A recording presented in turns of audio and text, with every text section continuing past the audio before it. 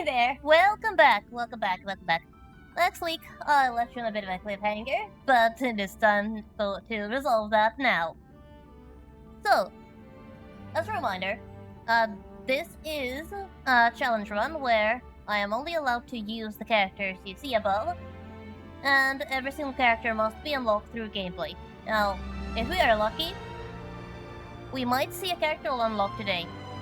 If not, then next week. But without further ado, let's just get started.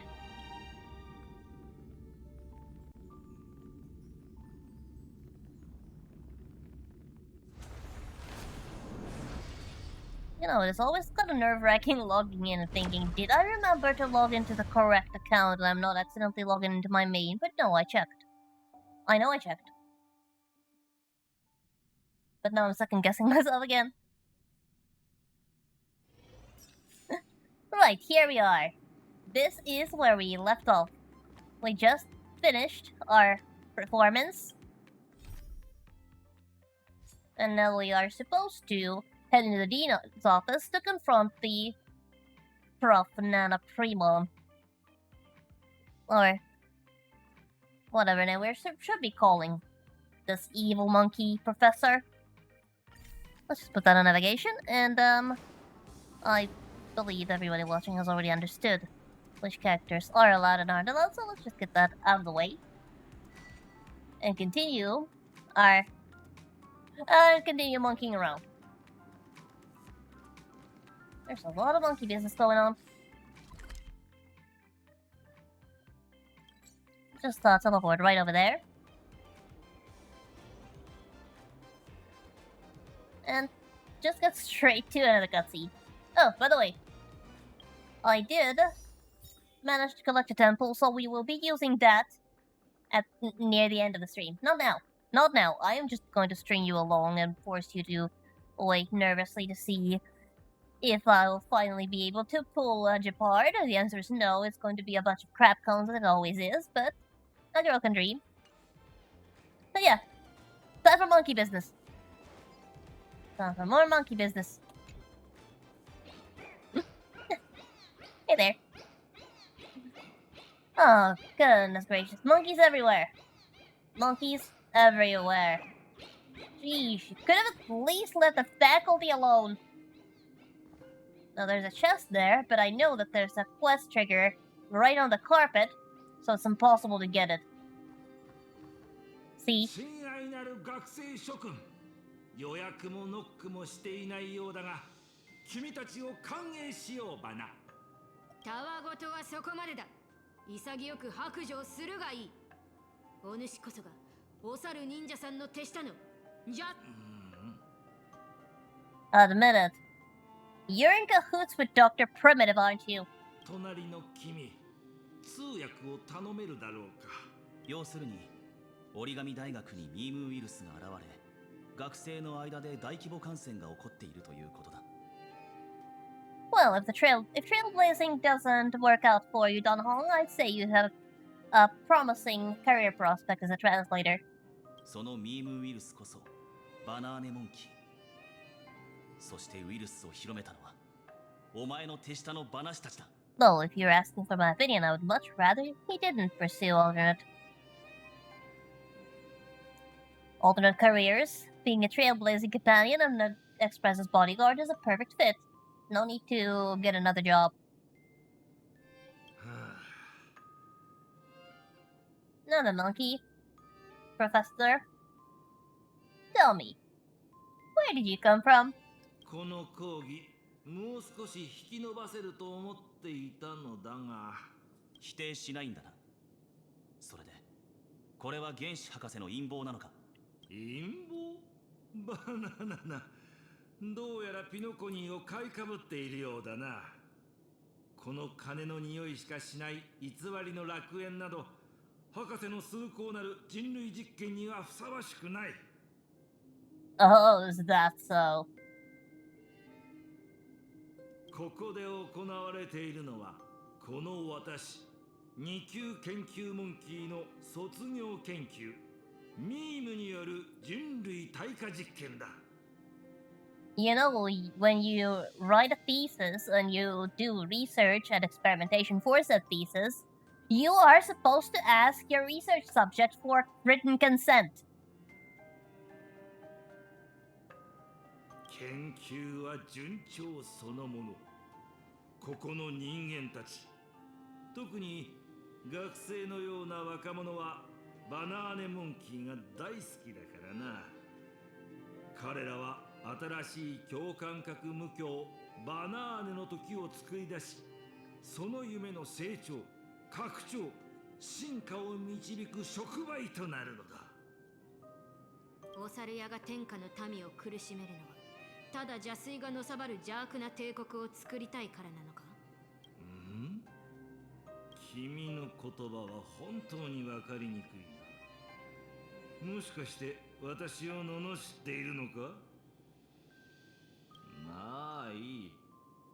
凡人には人類対価実験の偉大さなど理解できまい。指導を始める前にちょっとしたテストをしよう。君たちはバナナの繁殖方法を知っているかね？ In modern days, the answer is cloning. They do have seeds, but the bananas you see in shops, cloning.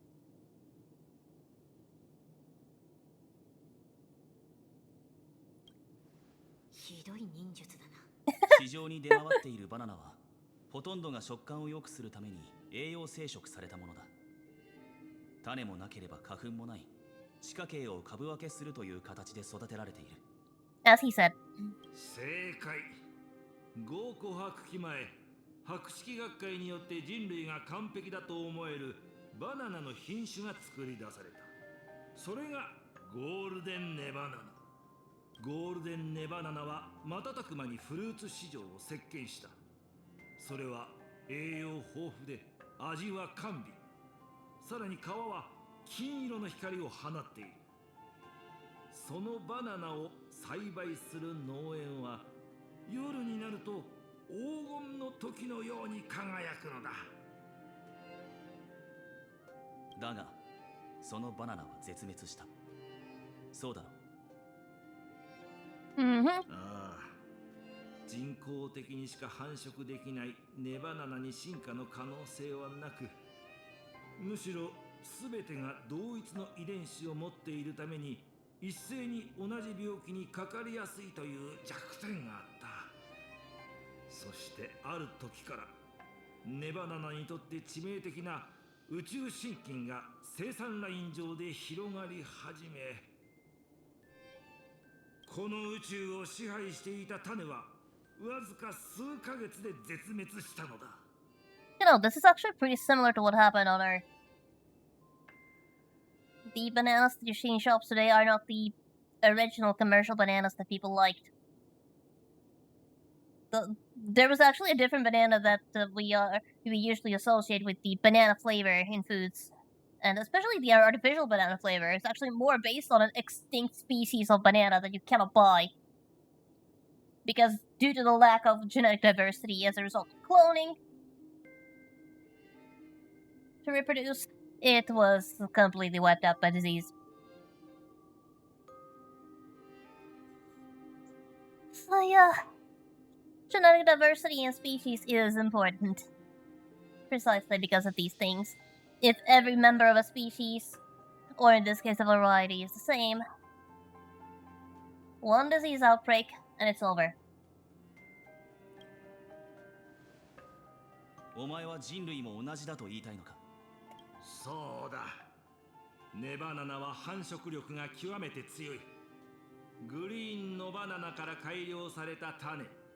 人間の介入さえなければ、このピノコニーのようにもっと多彩な光を放っていただろう。しかしここの人々は文明の粗末な模倣を選んだ。立ち並ぶ高層ビル、拡張を続ける都市、インフレする通貨。やがて彼らは自ら宇宙市場を構成するピースの一つになり下がった。The origami bird just chilling in there while there is some serious conversation going on. ゴールデンネバナナのようにいつまでも変わらない脆弱で何の取り柄もない存在となったのだ。ピノコニーは間違ったバナイクを受けてきた。故に博士は道を誤った世界を可能性あふれる灰に戻して、もう一度成長するチャンスを与えようと考えた。 Look here, Mr. こ Monkey. れこそが人類対価実験なのだ。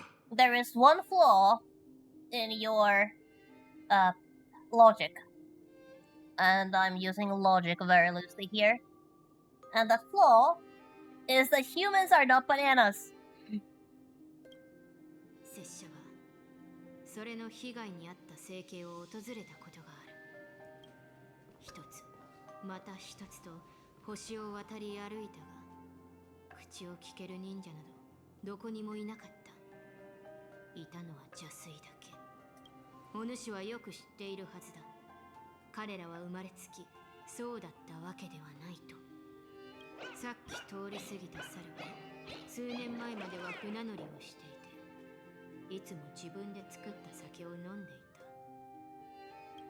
た。遠くで他の猿と果物の取り合いをしているのは、かつていた星で一番の知恵者だった。彼は人間が空を飛ぶ方法を知っていたのだ。しかしこれからは猿として生きるしかない。気のせいか？君、普通に喋れるようになったようだな。それともこの光景を見て昔のことでも思い出したのか？博士は天才だ。彼の理想は崇高であり、必ずや実現する。それとは反対に、愚かな凡人は非現実的な幻想にすがり、文明の進化を妨げる。人も物もそれぞれの役割を果たさなければならない。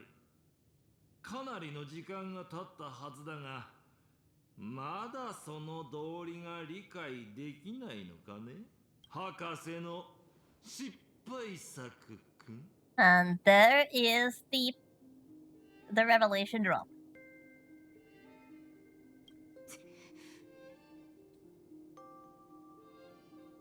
お前の陰謀はここで終わりだ。随分と自信があるようだな。一つ聞くが、諸君はなぜ私が君たちの茶番を放置していたのか考えたことはあるか？折り紙大学はただのシャーレだ。捨てることになったとしても何も惜しくはない。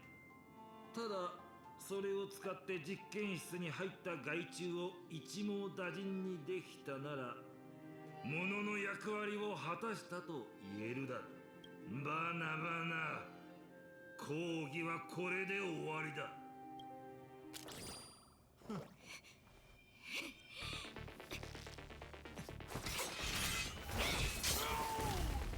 Nice hit! Too bad he's a slippery little bugger.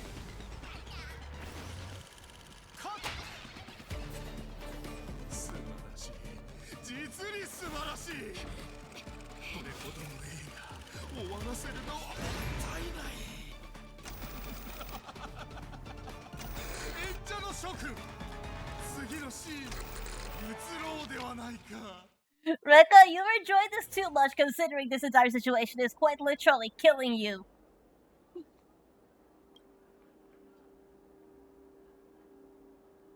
何をしているメモキーパー？親愛なるプロデューサー、君のリクエストには全て答えた。約束通り、この芸術性皆無な呪いを解いていただこう。リクエスト？いやいや、リクエストに応えたと言えるのは、あのバナナ化しない頑固な猿たちを渡してからだろう。それはおかしい。私は苦労してファミリーの監視の目をかいくぐり、諸君を学校に潜入させ、君たちを悩ませるレンジャーの問題も解決してやった。だというのに、今度は演者の所有権を渡せというのか。彼らは皆期待の盟友だ。まだまだ掘り下げられるストーリーが残っている。ま退場させるわけにはいかない。ミスター・レック、これは相談ではない。私に猿の意見を聞く義務などないのだ。3システム時間もしないうちに君は学生たちのようにバナーネモンキーになる。監督としてのキャリアを終わらせたくなければ素直に彼らを引き渡せ。 NG 断る。バナフェッサー、なぜ私が君たちの手に落ちたのかわかるか？博士の行方を突き止めたことは褒めてあげよう。だがこそこそ後をつけても気づかれないと思うのはいささか傲慢すぎるのではないか？君の資質は実験動物の基準にも満たないのだぞ、大監督君。残念だが君の脅しに意味はない。私は素晴らしい映画を撮るためならいくらでも危険を冒せる。芸術に身を捧げる覚悟はとっくにできているのだ。一度クランクインした以上リスクを背負うのは当然のこと。たとえクレジットの名前に探検婦をつけられることになろうと真の監督なら撮影を中止することなどありえない。結局のところ君も決して届くことのない夢のためにもがく哀れな猿でしかないのだな。ならばその身を捧げる準備をするといい。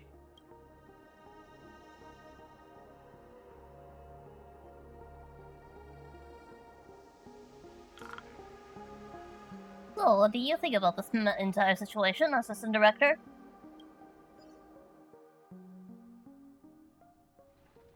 So yeah, Mr. Rek is a memo keeper.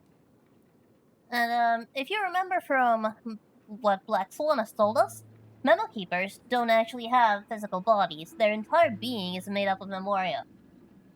And the memetic viruses target what? Memoria. They are also made from memoria specifically. So whereas to a normal human being, a memetic virus is, well, it's going to make us speak funny and possibly turn into a monkey at the end. Like in the case of this monkey virus. For Rekka, it's a deadly affliction. If he catches the monkey virus, he will die. And yet, he's having way too much fun considering the situation. Way too much fun. That man is taking his job way too seriously and he's enjoying way too much. Which is probably why he has so many fans. Because he's kind of, not quite there. But in a good way. 憎しみとは全ての弱者の弱点である。ホーリーバナナ。またか。Oh, but he'll be just about to lose it. これこそ私がバナーネモンキーから学んだことだ。Everybody's talking about the monkeys. よく考えてみてくれ。私たちが感じる喜び、悲しみ、そして一瞬のインスピレーションは全て体内の伝達物質の変化に依存している。特定の手段を使えばその物質が合成されまた分解される。つまり少し手を加えるだけで人の心を変えることだってできるということだ。そこで私は結論を出した。どんなに思慮深い行動でもジャンプという単純な動作より高度とは言えないのだと。何言ってんだ？ They're not making any sense.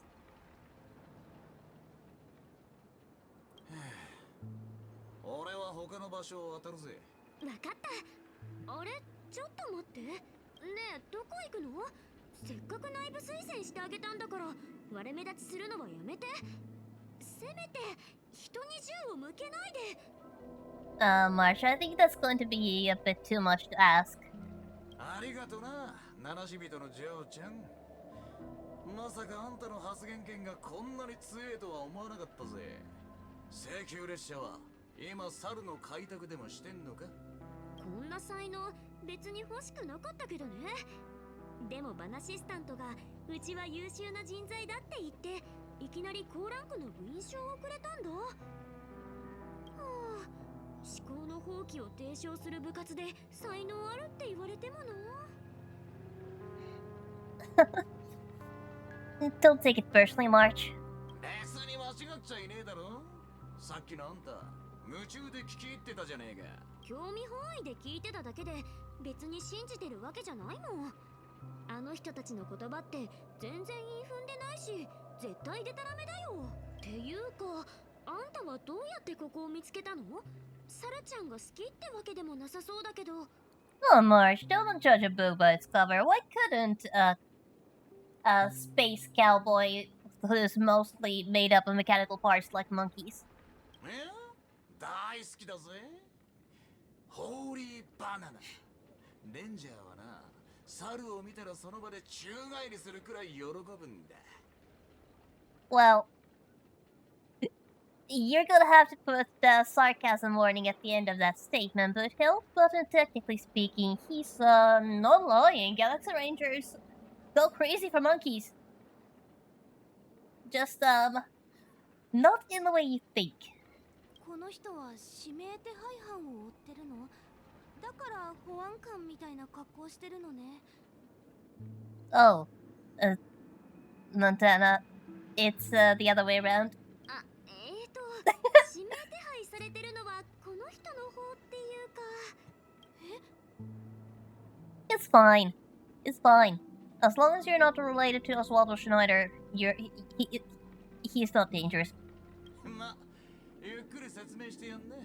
俺はそこら辺を見て回ってくっからよ。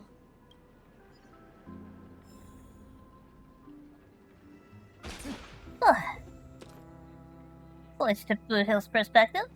Steve is okay. I can look at that. Now I think about it, it would probably be better if I had a Hunt March. She'd probably work a bit better. But then I'd have no shield. So I guess it doesn't really matter. That's actually one of the reasons why I've been feeling so comfortable putting off the wolves. Because while the wolves do open the path for our little sister gaining a new path and getting more versatile, unfortunately, Hunt March means I don't have a shield. So, March, you're going to have to put up with being a tank a little longer.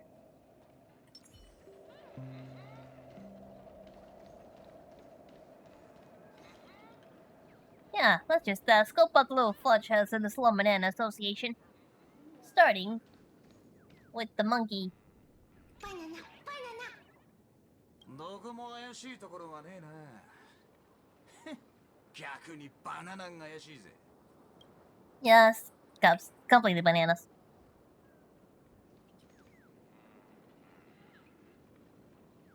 Oh, burp.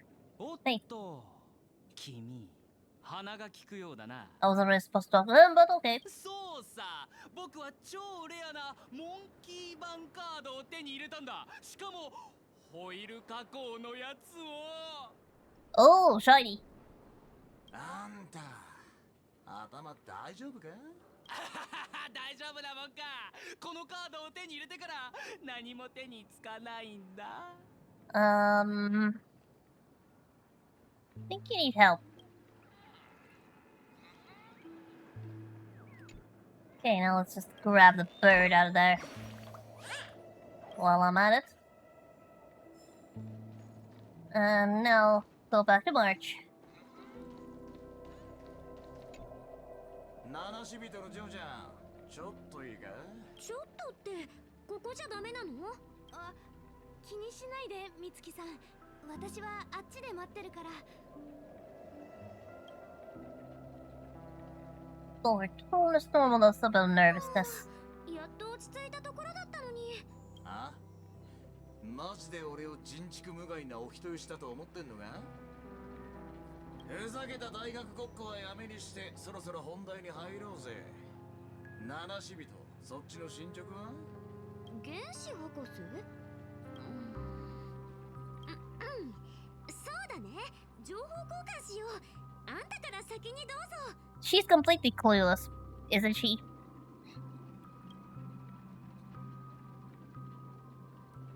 なるほど。やっぱりそうだったんだ。予想通りだね。Yeah, Detective March here playing along. それでドリームリーフで何か収穫はあった？いや、何もなかった。が、それならそれで構わねえ。こういう時の解決法はどうせ一つしかねえからな。お互い場数を踏んできた者同士。これ以上は言わなくてもわかるだろう。うん、ちゃんとわかってる。話が早くて何よりだ。うちの上級部員にして。 Okay, that's some differing opinions. So, we have Plan A. Boot Hill wants to be ready to tear this place to shreds. March has a different strategy, and it starts from becoming a high-ranking member. So, which one of you is going to bend over?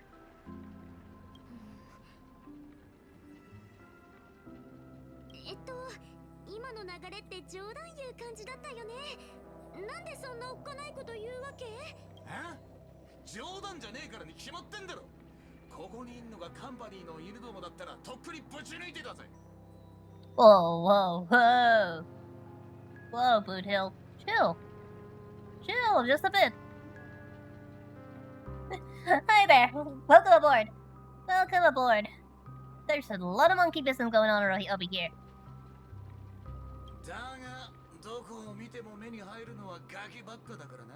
さすがに手は出せねえ。原子博士はよく関係ねえやつを盾にする。同じ策には一回ハマれば十分だ。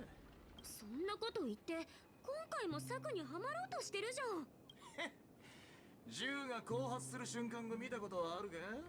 タイミングが悪けりゃ弾を撃ち込まれるより効く時があるんだぜ。You know, I have no idea what split load even means. But I'm going to assume Boot Hill has some sort of plan. あの部活の裏でどんなバナナ野郎が糸を引いてんのかは知らねえが、ドリームリーフに響く雑音からしてそいつはこの場所に興味を持ってるはずだ。俺らが本気で暴れりゃ向こうもじっとしてるわけにはいかねえだろ。Raise the rules. What are you gonna do? 他に方法がねえなら俺の案で行かせてもらうぜ。優秀な部員さんよ。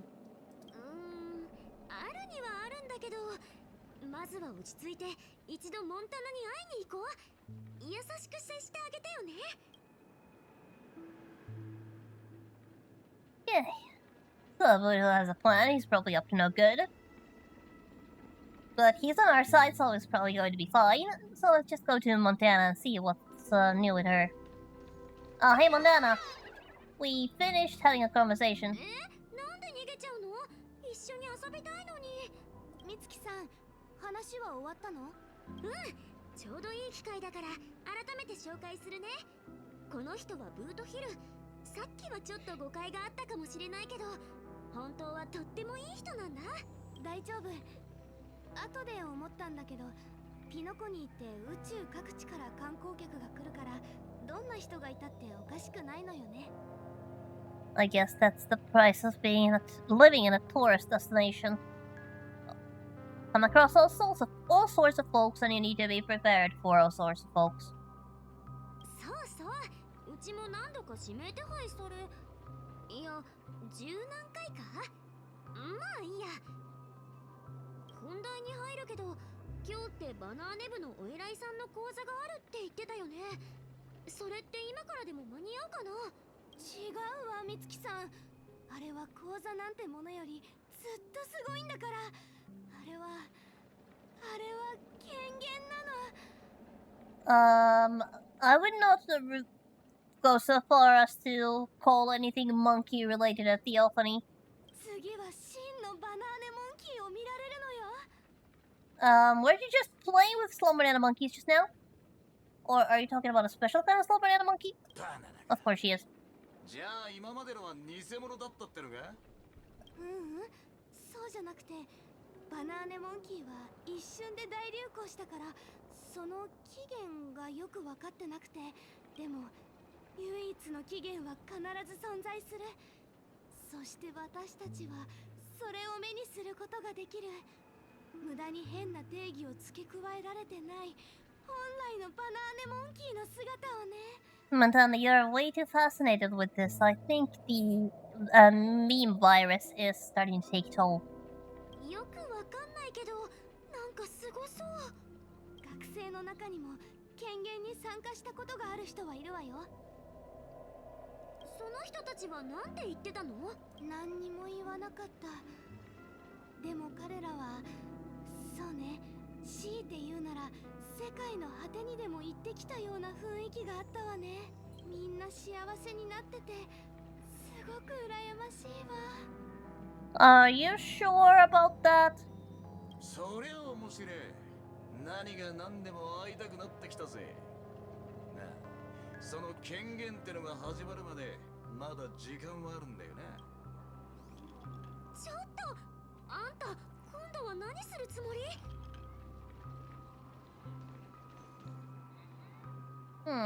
Okay. So, let's have to track down cutie fudge pies who might have met the slumber monkey. Goodness gracious, Boothill, your language is very colorful. As always. Alright, let's start with the Slum Banana Association member A. よ兄ちゃんバナナ I think he's a goner. It's hard to describe what exactly sets him apart from the crowd. He looked over, and the clarity in his eyes was astonishing. It seems this person isn't planning to respond. Okay, so Slum Banana Association member A is not very helpful. Okay, time for the Slum Banana Association member B.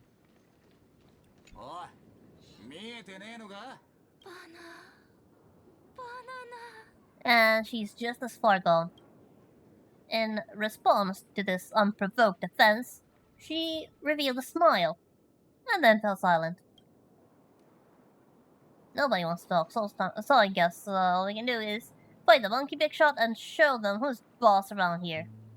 Now, I don't think it's going to be a battle, but I think I'll grab a buff or something just in case. Just keep it stocked in case I need it. Oh wait, did I need to fight right now? It's been a while since I've done this quest. So I can't exactly remember where each battle was. Alright, there's a monkey TV. おいおいたかがテレビ見るためにそこまですんのかあ戻ってきたこれがモンタナの言ってた権限みたいバナーネモンキーに会う唯一の方法はバナシスタントとリンクすることなんだってお待たせしましたおや他にもバナーネモンキーに会いたい部員がいるのですか会いたいのは俺だけだはあまたそうやって便乗しようとしてバナーネモンキーのことをよく知らないとリンクできないらしいよ Marsh, trust me, you want to leave it to this guy. It's safer that way. 見ない顔ですが一般の部員ではありませんね俺には才能があるって言われてっからな I mean, think about it. The whole me virus thing works as by transforming humans into monkeys. Like, taking human flesh and then transforming it into monkey flesh. But Boothill is a cyborg. The only human part about him is probably his brain. So what happens if you try to turn him into a monkey? 才能がある There's like nothing there to transform. Most of it is machinery. 俺はホモハビリスクラスの部員ナンバー244の美月なのかだ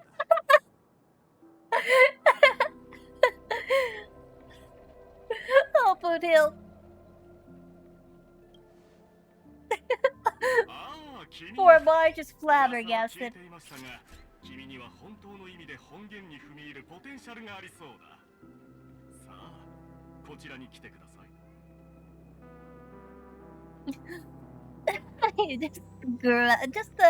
Just casually borrowing identities.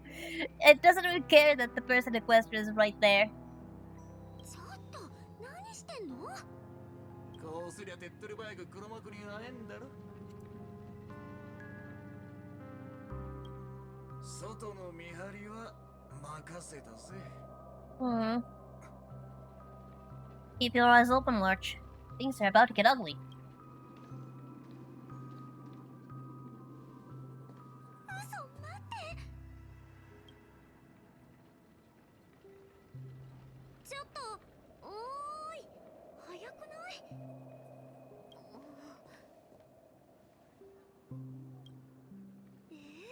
Yeah, he is. で本当に才能あったの？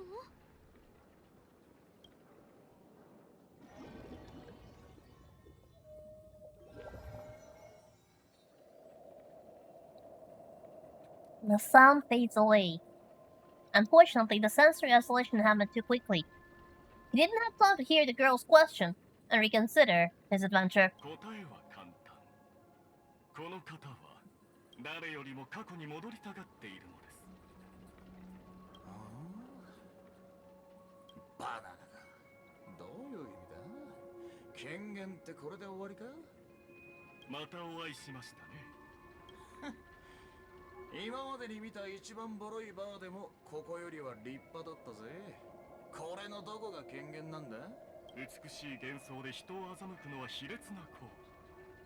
それはバナーネモンキーが人々に伝えようとしている精神とは正反対にあるものです。多くの部員がここを訪れ、何かを得ようとしました。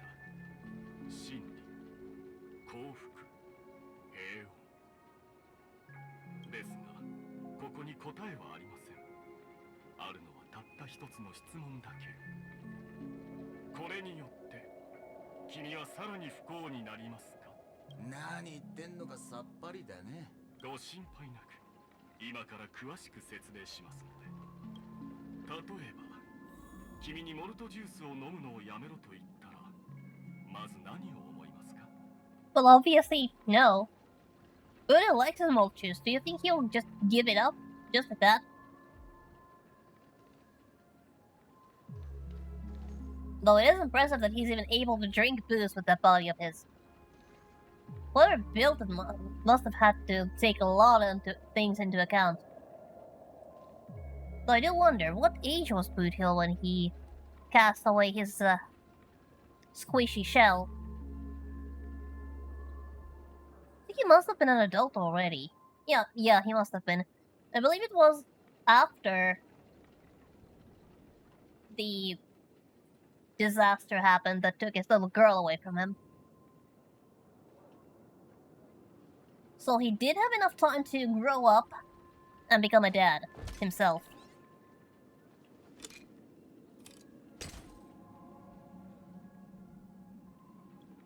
Before casting out his mortal flesh and going full John Wick on someone.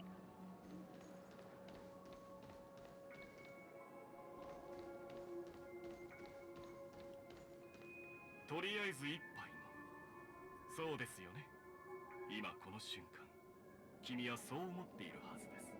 やめろ。クラシックってのは永遠に変わらねえもんだ。そういうのってねえじゃん。たまには新しいもんを試してみるのも一興だろ。どんな時でも自分を見定めることは大切です。ほら、これが質問された時に君が思い浮かべたものですよね。しかし、どちらを選んだとしても心残りはあるでしょう。なので、現実ではありえない状況を想像してみてください。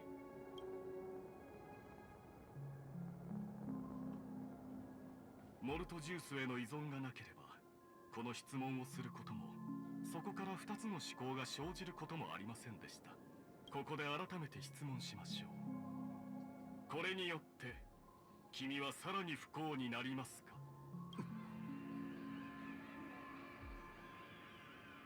Behold, mind control.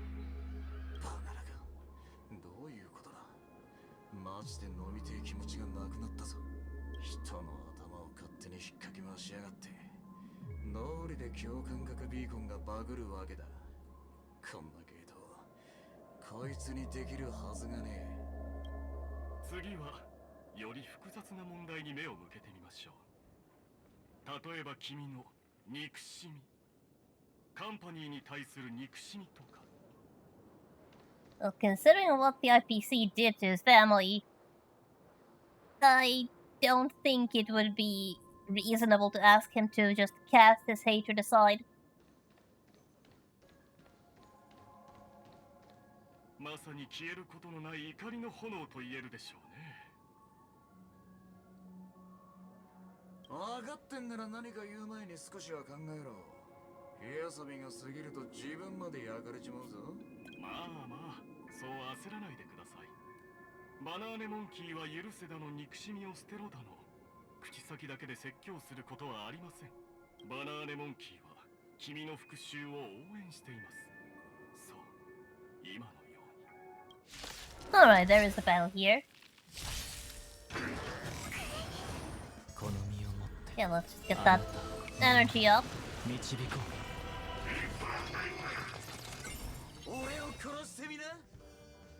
Okay, so you want to stack buffs by taking down the little ones before going for the big one, because otherwise he absorbs the little ones and gets a buff, so let's just start over there and hope that Boot Hill is actually good. He's kind of tricky to use, though. Just hope I can make him work.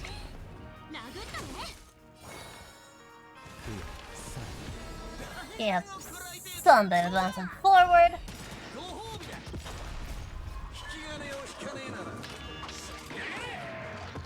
Okay, that's one.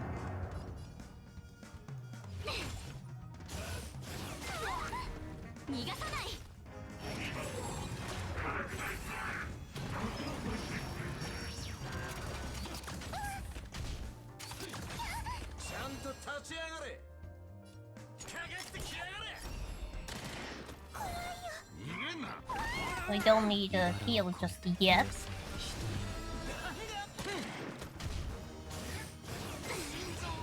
Alright, March. How many can you freeze? Well, apparently enough for 3 performance points. Not bad, girl. Not bad at all. Ow. Okay, that was a lot of damage. Go after the big one.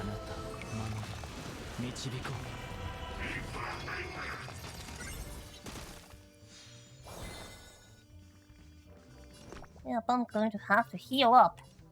Let's go for March so we can actually heal all of them.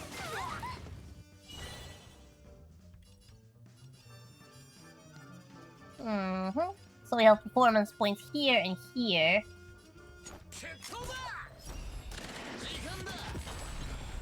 Okay, we took that one.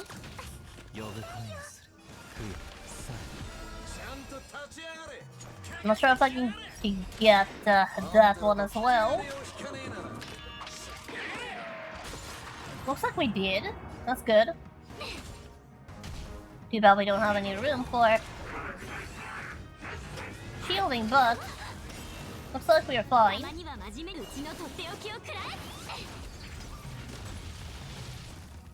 And the big guy's almost weakness broken.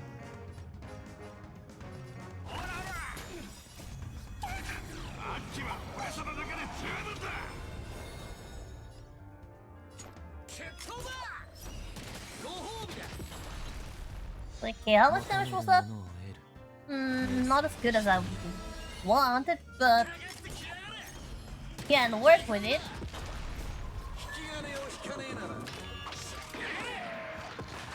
Break units are very difficult to use in a limited run, considering some of the units that I need I'm lacking. Okay, let's just give that one a march.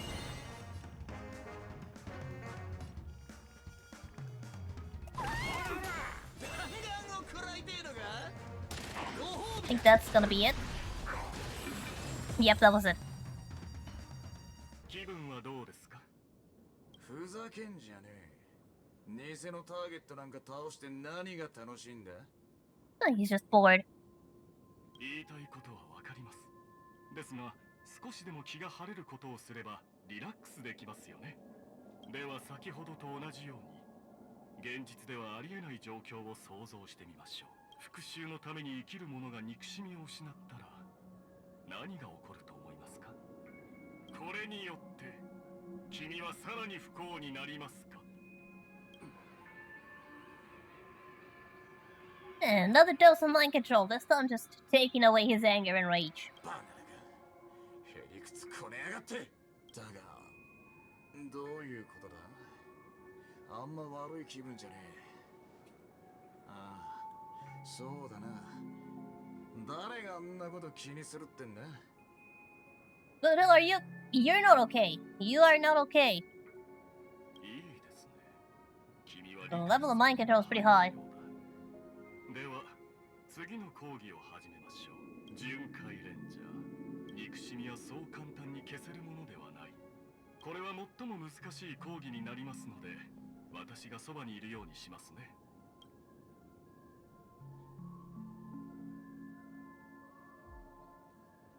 If you end all connection and forget everything that ties you to the world. レンジャーさん、これによって君はさらに不幸になりますか？ Yes, it will. The fact that I'm not aware of it does not make it any less worse. The precise moment, the man named Bloodhill knows it well. Or rather, the man that was once known as Bloodhill. 言ってることはよくわかんねえが、あんた、なんか面白い格好してんな。兄ちゃん初めて見る顔だが、名前は？初めてではありませんが、そうですね。私のことはプリモン教授と呼んでくれ。ああ、教授様か。私は一階の研究モンキーに過ぎない。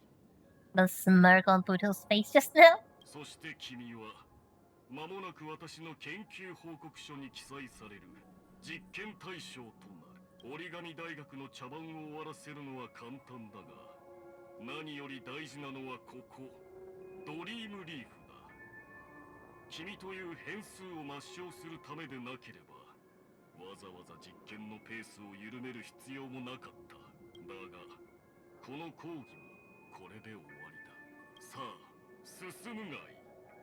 君の人生の新たな幕を開けるために、私は終点で待っている。 And that monkey is just taking things away one after another. いわゆる知恵とは、常人では決して耐えられない呪いだ。故にそれを失ったところで、君はさらに不幸にはならな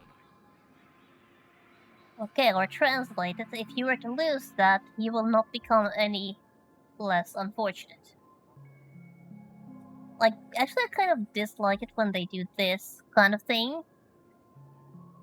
Because it sort of assumes that you can understand the language you're hearing, and some people just don't. They play in a language they don't understand for reasons that are up to them, and nobody has right to judge.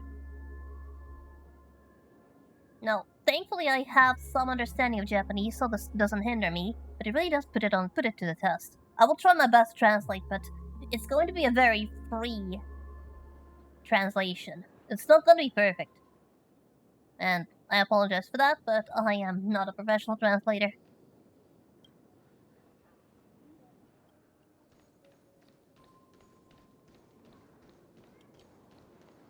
色を失っても、君はさらに不幸にはならない。 If you were to lose color, you would not become any less fortunate.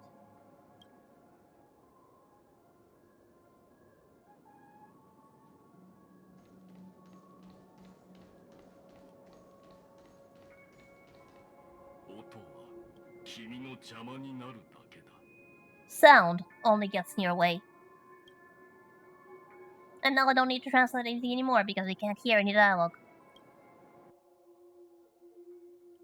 Or Boothills technically can't hear anything at the moment. So if I were to pop the balloon, it sounds like it's underwater. It's a very good way to showcase that we cannot hear anything without actually taking away the sound from the player. Just quieting down the music and putting on a filter to make it sound like you're listening through cotton wool or water.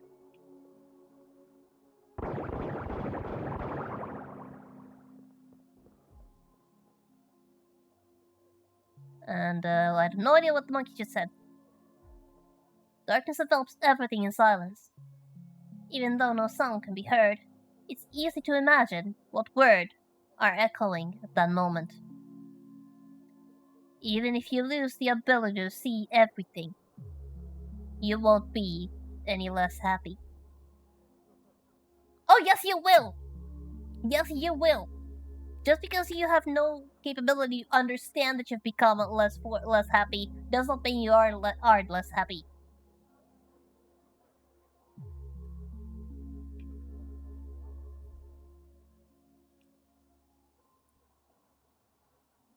No matter how you look at it, the man is always one step behind.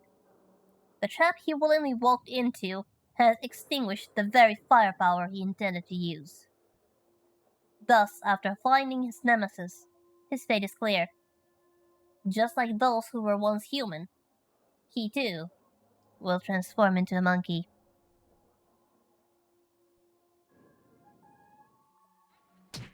So what'll happen? What? Who hit me? Unfortunately, the sense of fate remains. Whatever, whenever, and wherever, it's appropriate to use it to bring someone back to their senses. Nice whack, March. Did you use your fist, a chop, or a bow?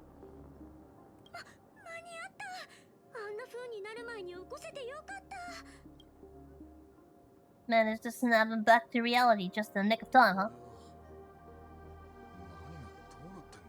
But, what is going to be his state? Mental state.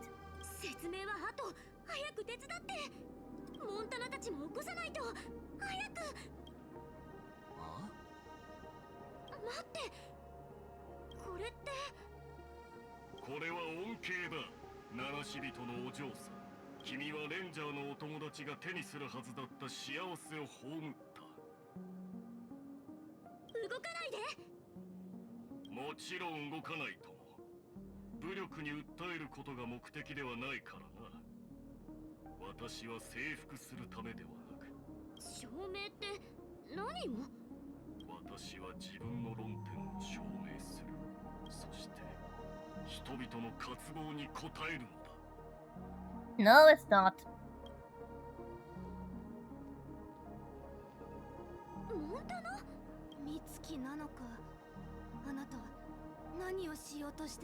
What you're doing is mind control now. Let me free from this cutscene so that I can go get that chest.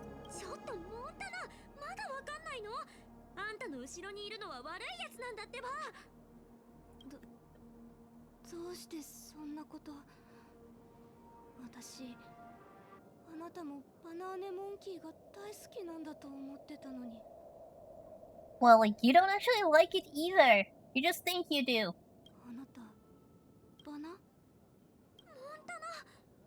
Oh, she's gone.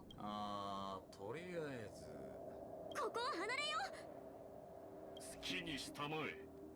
君が証明の最後のピースを埋めてくれることを楽しみにしている。はあ？意味わかんない。こっち。ぼーっとしてるみたいだけど、まだ寝ぼけてるの？俺の懸賞金より安いじゃねえか。There's a trash bin over there. Don't have to pay attention to it now. Just a random event.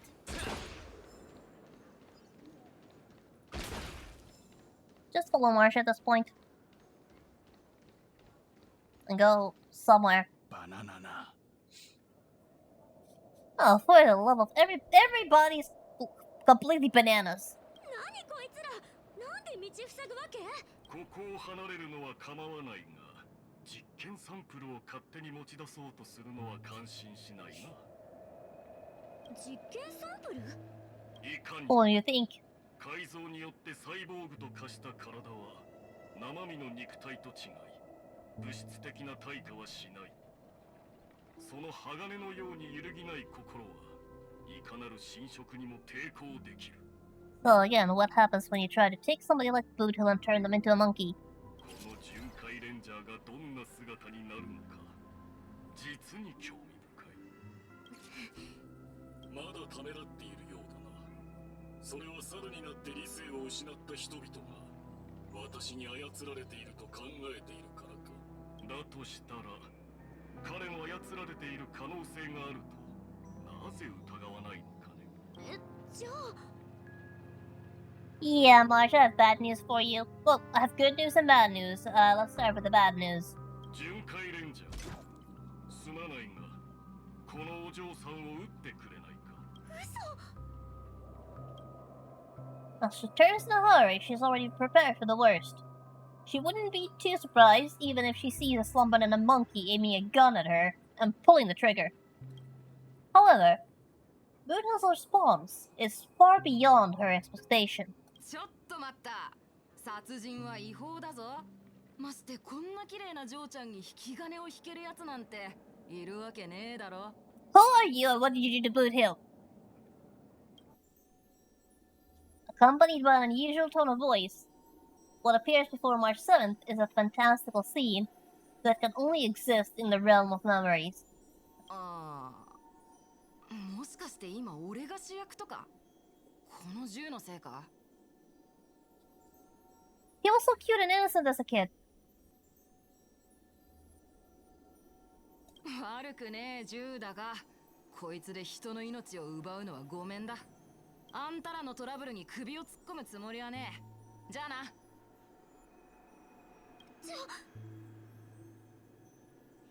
Yeah, he's like, yeah, you just take care of yourself. I'm gonna go home. I need to be back in time for dinner. Otherwise, my dad is gonna get angry. まさかあんたが見せたかったのってこれ？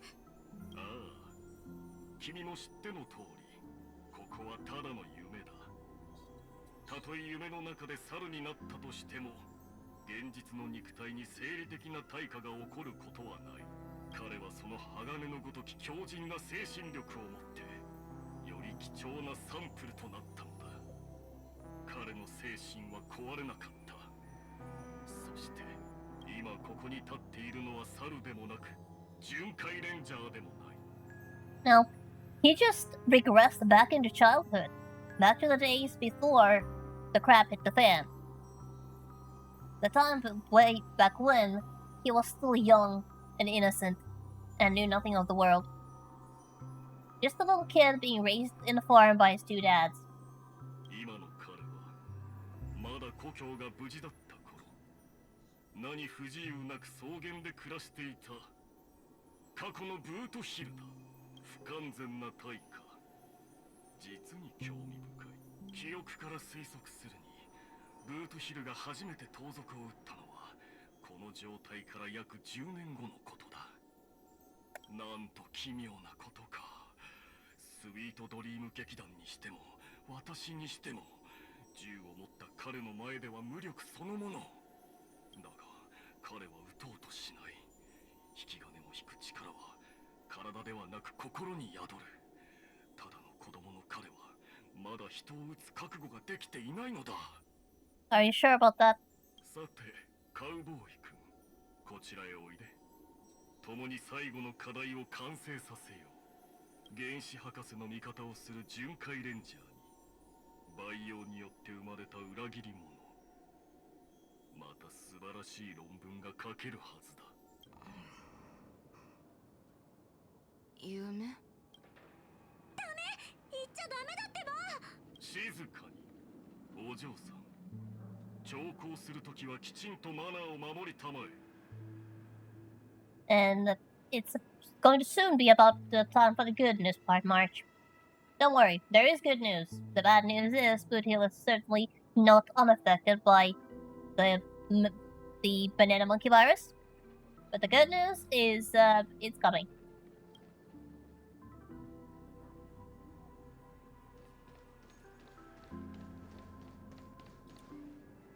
これは夢でも見てんのか。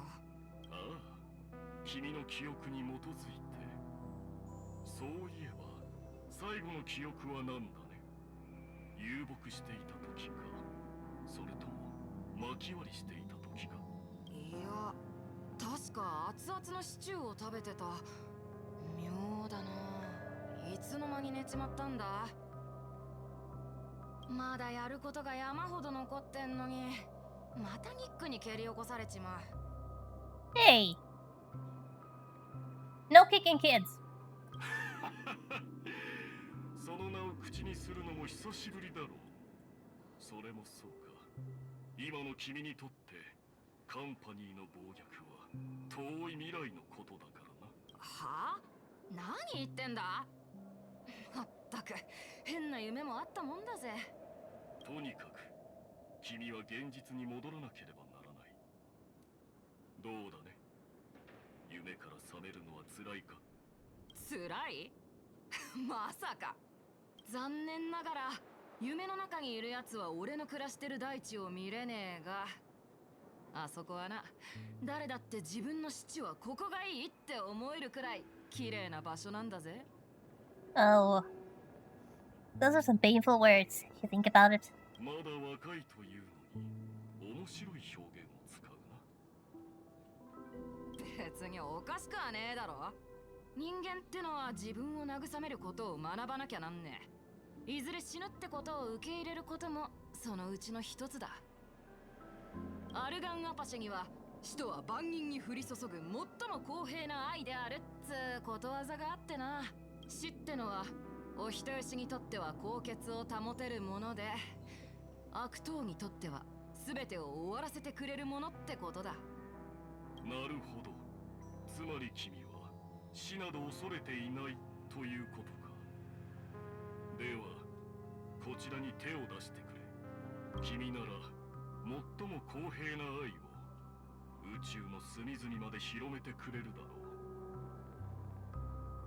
Well, what are you going to do, Boothill? 原子博士の名のもとに。 Will you become that which the Galaxy Rangers swore to destroy? これが最後の教えだ。君に博士の哲学を徹底的に叩き込もう。そして一つの星が哀れにも消えることになる。オーケー先生。ただ一つ言っておかなきゃなんねえことがあるんだ。 Now for the good news. 外しちまうんじゃねえかって心配してたんだが捕まえたぜ。これなら絶対に外れねえ。 Did you think he was just going to follow you, no questions asked? バカな。確かに退化したはずだ。タグさっきまで万が一あんたがいいやつだったらって気が気じゃなかったんだぞ。だがこれでわかった。死ぬ前にバカななんて言うのは悪党くらいだからね。俺は耳が遠いわけじゃねえ。ベラベラ大声で喋ってた時、俺が善悪を区別してるかもって考えなかったのか。 Yep, just because Boothill regrets to being a child does not mean he does not recognize what a bad guy is. マジでニックの言ってた通りだ。復讐に理由なんざ必要ねえ。この世に学ぶ必要のないことが一つだけあるとすりゃ、それは悪党を撃つことだってな。なぜこんなことが。まだ子供だというのに。生まれながらの悪党だろうと初めて人を撃つときはためらうはずだろう。 You think that's his first shot? あんた一つ誤解してるぜ。血に濡れた指名手配犯と引き金を引いたことのないカウボーイにはある共通点がある。それはそいつらには同じ本能があるってことだ。悪を打つっていう本能がな、ペイビー。Boot Hill. You should never underestimate a space cowboy. Oh, come on, DBs. I hate these televisions. Absolutely hate these televisions. Oh, just a split second. Just a split second too slow. And now I don't have energy.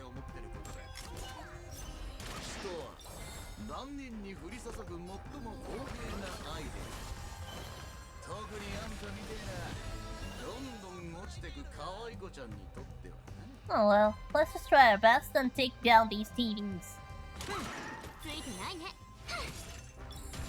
They should all be in a good mood now.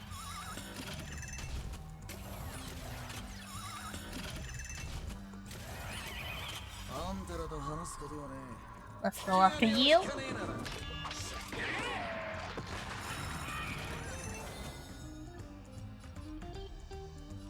Okay, that TV is almost down, but let's go for you. Now, we'll whack that one. Now, Buddha was locked in, so I will give him that buff from Sunday now. Also recharge energy. And March is going to put up a shield. And we're ready.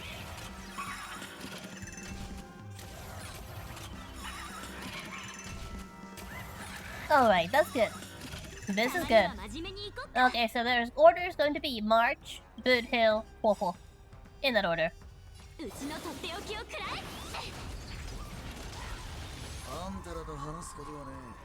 And now this TV is going down.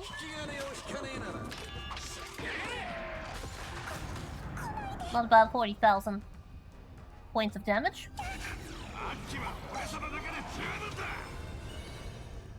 Okay, yeah, just stick with the cold one.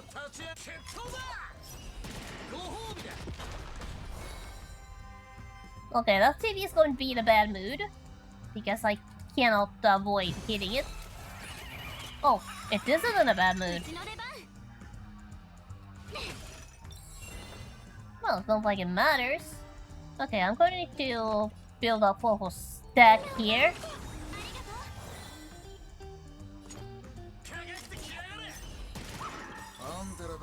Okay, just quickly into the ultimate before the TV has the time to act.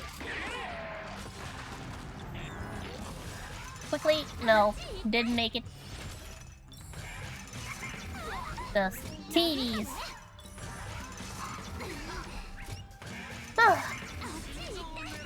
There's a reason everybody playing Currency Wars hates these things.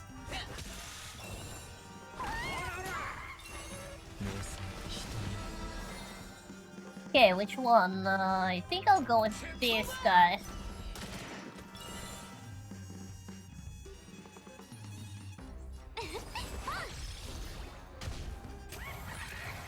Okay, that one gives off the March, and you're going to go for Boot Hill, okay? Boot Hill again.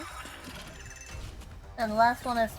His energy is full! Go for Huohuo or something! Oh well. The full attack, the ultimate. That was not that good of a damage. We are still good. Sunday does not have a stacks though, unfortunately.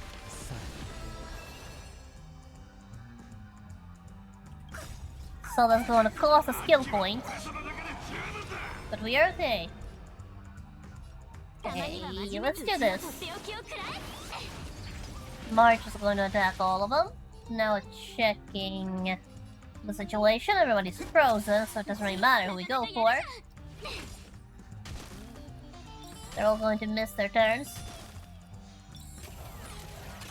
Oh, finally!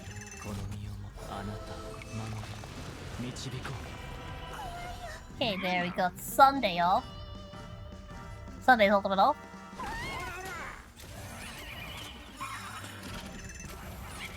So now the advanced forward is going to be a lot cheaper. So for the angry one.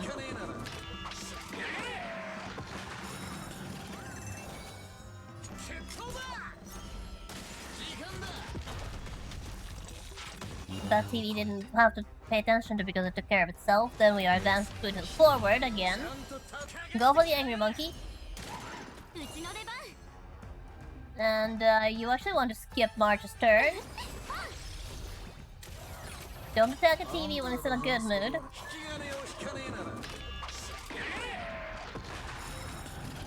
Unless you intend to break it completely. Alright, that one is going down actually. But first, let's use Forward Holderman. Then we take down this one. And now we focus on what is left. Just go all out.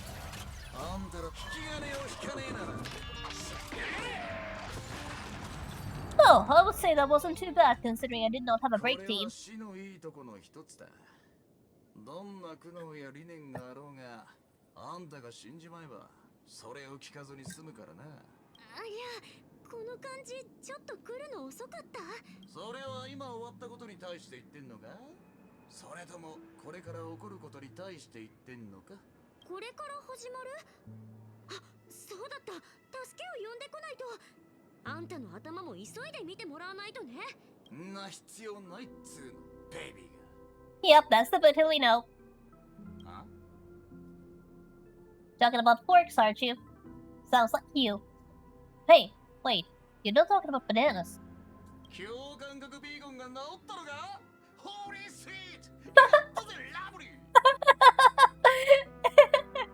He just loves his normal swear censorship. He acts like he doesn't like it, but I guess he's much more preferable to bananas. Considering just how ecstatic he is whenever the banana filter is turned off. Apparently, yes. なるほど。じゃあバナシスタントが直接あんたに影響を与えてたんだね。どんなに複雑に見えても、蓋を開けてみりゃ案外シンプルだったってケースはザラにある。行くぞ、七死人。援軍を呼ぶ必要はねえ。あちこちで撃ちまくれば解決するってんなら、ピノコニーで俺よりうまくやれるやつはいねえだろ。 Alright. Yes, it is time to find the monkey, Big Shot, and show them who's boss around here. So, let's take the buffs and get ready for the ultimate showdown. Well, not really. We just had a battle after all, so it would be unreasonable for there to be a battle right away. そうだ。部員の諸君。これから起こることは終わりではない。After all, there was a bit of a break there. Enough time to heal up, gather your thoughts, get your buffs up. ドリームリーフWhy not? を起点に美しい世界が降臨する。そして彼の視線は私たちが共に築いた偉業に注がれるだろう。Well, of course not, because after all, we cannot go for a final boss fight, since there is still someone's story we have not heard. 何が偉業だって？ハニー。全員注目！担当直入に言うが、これはベイビーの陰謀だ。わかったら、さっさとここから離れろ！またあなたたち。この前のことはまだしも、プリモン教授の前でバナーネモンキーを悪く言うなんて、自分が何をしてるか分かってるの？ Poor girl's been brainwashed completely. モンタナ聞いて。やめとけ。こいつらに聞く耳があると思うか？レンジャー君、原初に戻ることは。あ？誰があんたに聞いた？一回しか言わねえぞ。俺はあんたの哲学も苦悩も聞く気はねえ。どんな悪党でも撃たれりゃ死ぬ。でもって、俺はちょうど銃を持ってる。But he's certainly a fan of simple solutions. こんなシンプルなことに頭を使う必要はねえだろ。わかるか？ハニー。俺は講義を受けに来たんじゃね。 which is partially what makes him kind of dangerous to have as an enemy. He's not going to scheme your downfall in some elaborate plan that could potentially fail.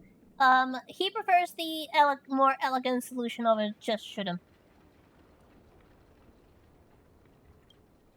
この講義を終わらせに来たんだ。 Almost hit.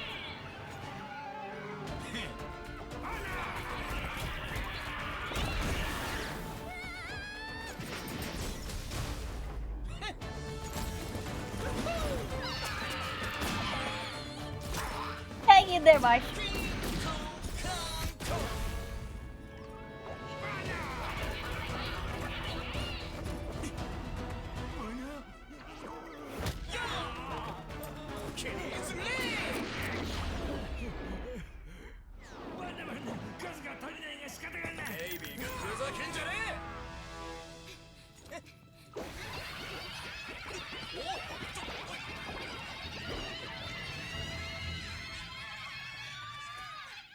Gotta say, I always liked that cutscene. Very dynamic. Very cinematic as well. Okay, previously in Cosmic Ninja descriptions. 時間をラーメンのように引き伸ばす。忍びの都はお猿忍者さんによって地獄と化した。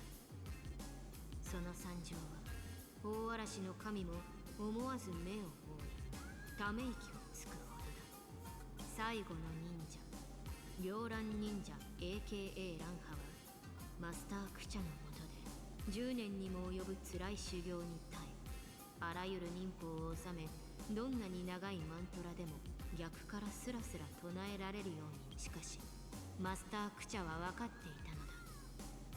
ランハに他の忍教の教えを受けさせ、彼女を無常の忍道を実践する両乱忍教に育て上げることでしか忍びの都は救えないことを。牛光阿は一筋の流星が夜空を切り裂く。それこそが忍と乱派の終わりであり、忍教乱派の始まりであった。Interesting how the faces of the bad guys are censored. It's like you are watching a movie. Or a recording, should I say, that has already been processed. So yeah, the ninja capital. In a suburban night fog, the streets are colorless, save for the neon signs scattered about, the splendid hues of dazzling ninja seals, and the swift silhouette of dazzling ninja herself. What's scattered on the ground like garbage bags are not plastic garbage. Instead, they are the lackeys of the Osaru. The one casting their shadow in front of the dazzling ninja is not a dead spirit, but rather an unknown visitor who exudes a powerful and suppressive power. 初めて見る顔だな。我は純子の神殿を得た忍教、お猿忍者さんを討ちに来たのだ。忍教では拙者の試練は終わったということか。試練？最終試練、末法の日にお猿屋の陣を破り、この地を覆う災厄を退けることだ。その拙者は忍教を名乗れるだろうか。おお、大嵐の神よ。なんと毅然とした忍びソウルだろうか。なるほど。そなたほど純然たる忍者であれば、忍教を名乗っても問題はないであろう。Remember this cutscene. Like, seriously, remember this cutscene. It will be important later. お会いできて光栄だ、両乱忍教。10年に及ぶ苦行の末、一夜にして称号を得ることになるとは。拙者は両乱忍法を無駄にはしなかった。マスタークちゃん、この瞬間を見せられたらどんなに良かったか。では我は忍者を討ちに行くゆえ、これにて失礼する。待ってくれ。拙者も今や忍者に対抗できる忍教。お主の助立ちをさせてはもらえないだろうか。いや、そなたの狩りは終わっている。これは我の狩り。リリリリリリリリリ。カット。なるほど。この演者は CG 映画に向いているようだ。Well, I suppose she could be a star in a tokusatsu movie, considering that's practically her setting. 今日は面白い演者が揃っているな。グリーンバックの中に生きるもの、身分を変えたもの、そして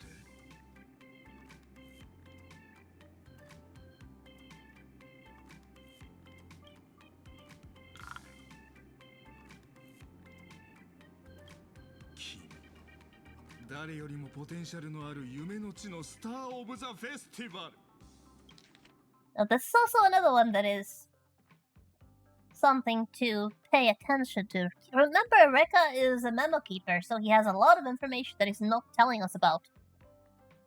And one of the things he drops here is that, looking directly at Rappa, one perpetually films before a green screen. Interesting hint you dropped there. And director? I believe you have some explaining to do.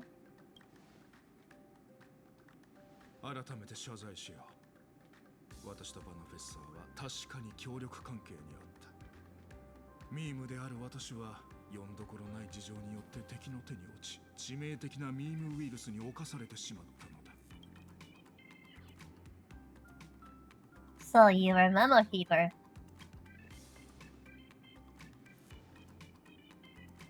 なるほど。先ほどの空間忍法は実に精妙だった。お主がメモリーガーデンのメモリー忍者ならば、あの出来にも納得がいく。And then the ninja from the Garden of Zen collection. That's... Rappa filter sounds very funny sometimes. それはあの学長室での裏切りは演技で、真の目的は俺たちをここに連れてくることだった。あるいは自分を助けるためだったと言うべきかもしれない。つまり次女バナナか。Danhong, you okay? It's okay. It happens to all of us. We all have the banana virus. No need to be shy. No need to be embarrassed.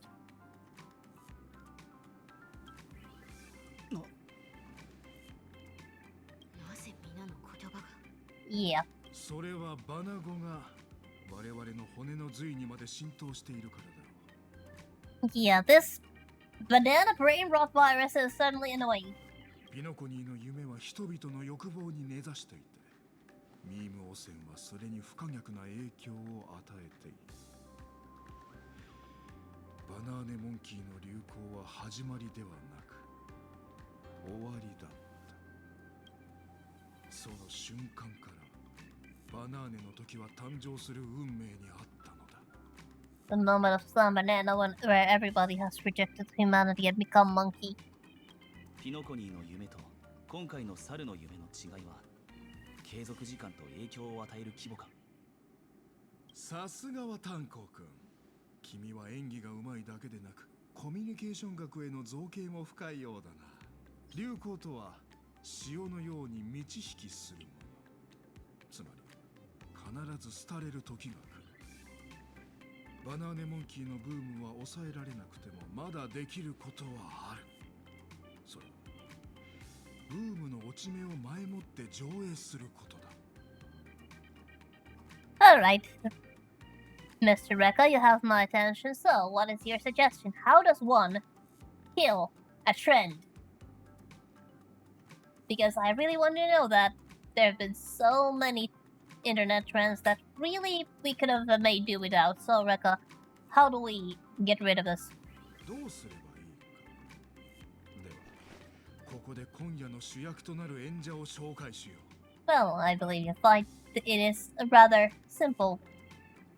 忍者の演者。君。答えは拙者の過去にあるということ。プリモン教授は先ほど君のことを博士の失敗作と呼んでいた。That's what he called her. Rappa is indeed Dr. Primitive's experiment. Well, one of them. それで興味が湧いたのだ。なぜ君は奇妙な忍者の世界観にこだわるようになったのか。そしてこれまでのバナイクを通して、私は君がバナーネモンキーミームに対抗できるのは独自の世界観を維持しているからではないかと考えるようになった。そしてバナフェッサーのセリフはどれもある可能性を示している。これは原子博士のもう一つの実験かもしれないという可能性を。ランハ君、おそらく君はすでに別のミームウイルスに感染している。And there's a small bit of extra information that is very important. So yeah, Rappa basically has an immunity against the monkey virus because she was already infected with the ninja virus. Now, if you had to choose, which one would you pick? 銀河忍法帳にはサソリの毒は蛇の毒を解毒することができ、毒種は時に甘露となると書かれている。お主の言う通りだ。拙者は昔お猿屋の手に落ち、邪悪な忍術に苦しめられ、永遠とも思える時間閉じ込められていた。しかし命がけで檻を破り、そこから逃げ出したのだ。もう遠い昔のことだが、今この記憶がピノコニーの明日のために必要ならば、拙者は雲をかき分け、それを再び火の元にさらそう。面白い、実に面白い。ウイルスもミームのように互いを上書きできるということか。君の記憶の中のウイルスを編集してうまく切り出せれば、猿たちの共感覚無境を壊せるかもしれない。映画の第3幕としては素晴らしい展開と言えるな。ただストーリーを進めるためにビッグスターク、また君にキーパーソンになってもらう必要があるようだ。 Me? Specifically me? どのようなミームウイルスであろうとメモキーパーにとっては致命的だ。だが君は違う。主人公としてこの映画の裏にある真実を必ず明らかにできる。Yep, understood. You cannot do this because regardless of the kind of meme virus it is, it can very much kill you, so you're gonna have to do the job for you. So I take it even Rappa's ninja virus would be very dangerous to Mr. Rekka. The fact that he's even capable of standing here is actually impressive. Like, this, what Rekka is doing like right now is like us standing very close to somebody with a deadly disease. Like, he's just chilling. Not worrying about a thing. The nerves in this guy. Nerves of steel, I tell you. Well, I suppose he's just the kind of person who's really willing to give anything for art. 私のフィルムを使い、彼女の記憶をこの局面を打破するためのマクガフィンへと変えるのだ。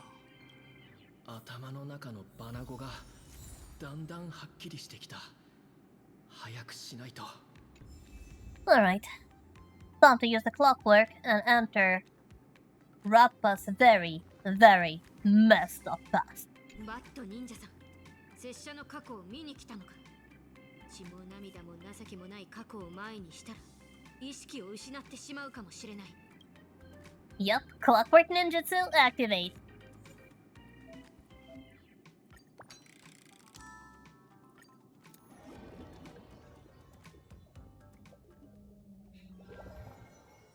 Yeah, very fun times incoming. 忍教とは何だ。いかにすれば忍教になれる。天賦か、血筋か、伝承か、それとも忍びソウルが必要なのか。どれも違う。大会のように広い銀河忍界には星の数ほどの忍者がいるが、忍教は稀有な存在なのだ。今、忍教の伝説絵巻が開かれる。両乱人侠の過去物語を見るときは全力で理性を保ってくれ。 Yeah, the Cosmic Ninja Inscriptions Past Reverie. Begin. Part 1. Epiphany by Tribulation.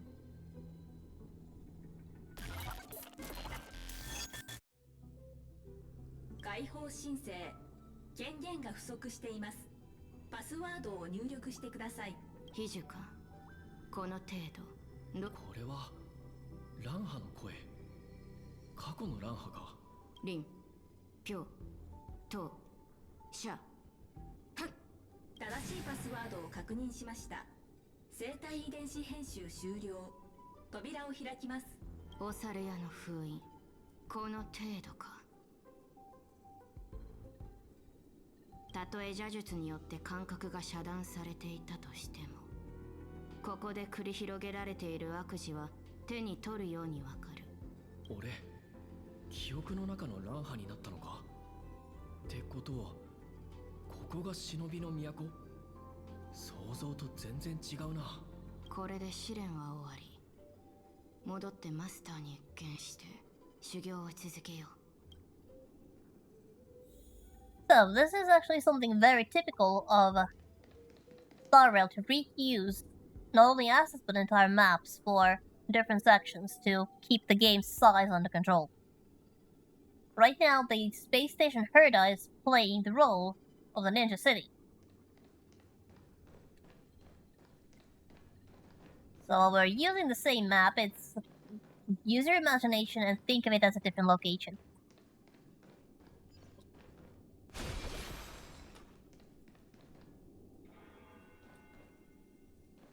Okay, optional expose the crimes committed by Osaru or visit Master Kucha.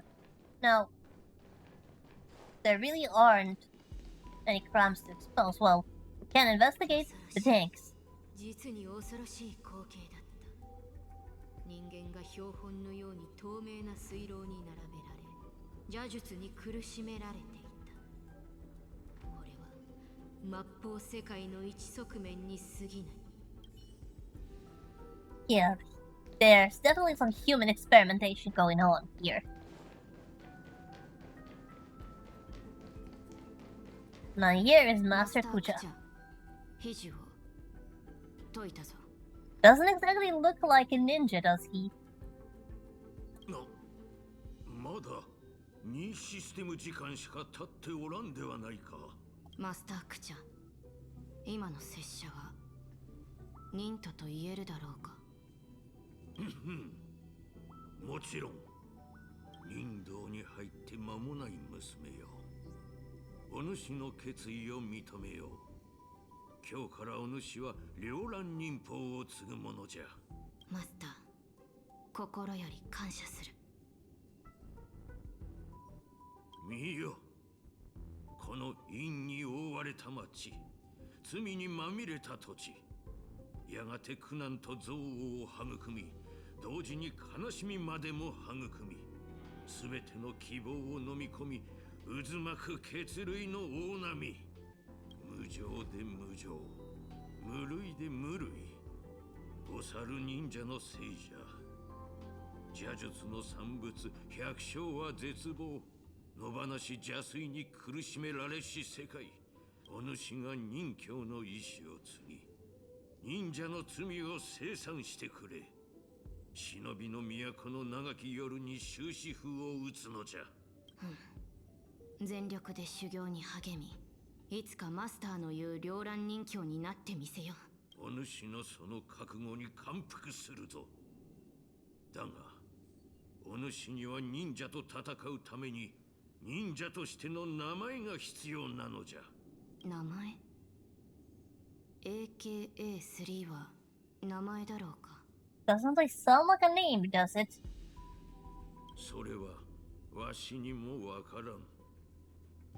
名前とは理想を乗せ、信念を刻み、運命を示すものだからこそ、お主自身で決めなければならない。では、乱破で一心不乱に邪道を破り、正道を示すこのマスターの最初の教えを名前にしたい。よかろう。ではどうもはじめまして、両乱人と AKA ランハさん。これより忍者になるための修行を始める。ついてこられるか？無論忍者に痛みはつきもの。絶対に逃げたりはしない。Hey, let's down for the first trial. Heal the body. The path to ninja is never smooth. The ninja should have an indestructible form. The first trial. Ninja the body of Vajra. 邪推か。だがこれはお猿忍者さんを憎みマスタークチャの門下に入った両乱邪推だ。サンゴ、薬を飲むのだ。多量の忍びパワーが含まれているという闇の飛躍。服用すればとてつもない苦しみを味わうことになる。しかし任侠になるにはこれを毎日服用しなければならない。そうして体内に忍びパワーコスモを築き心身を鍛えるのだ。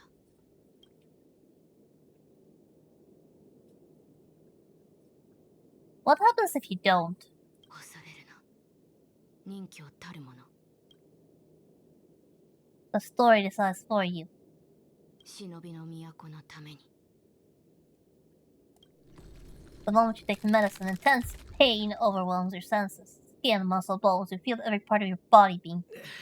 I couldn't even read that. Anyway, it just felt like our entire body was being torn apart. So actually, yeah, I do. I can just read it. Yeah, your skin, muscle, bones feel like every part of the body being eroded, destroyed, and reconstructed. Yeah. Ouch. 拙者も任侠のように屈強な体を手に入れられる。Yeah, just a little bit of pain from those pills. The second trial. Extrasensory perception. A ninja should have a perpetual, a preternatural perception. Did I read that right?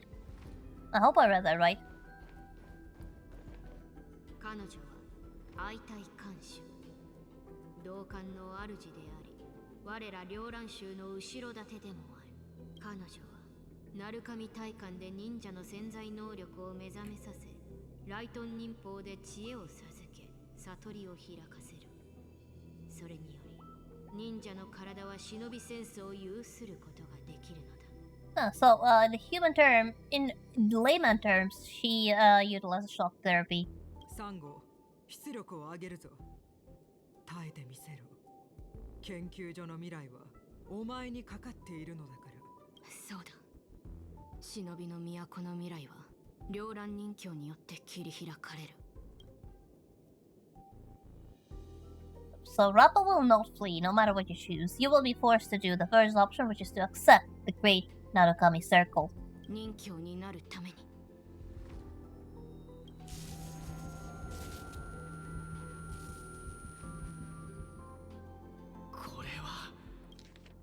The collar emits powerful electrical currents like thousands of needles piercing through your flesh and blood and countless bombs exploding within your body.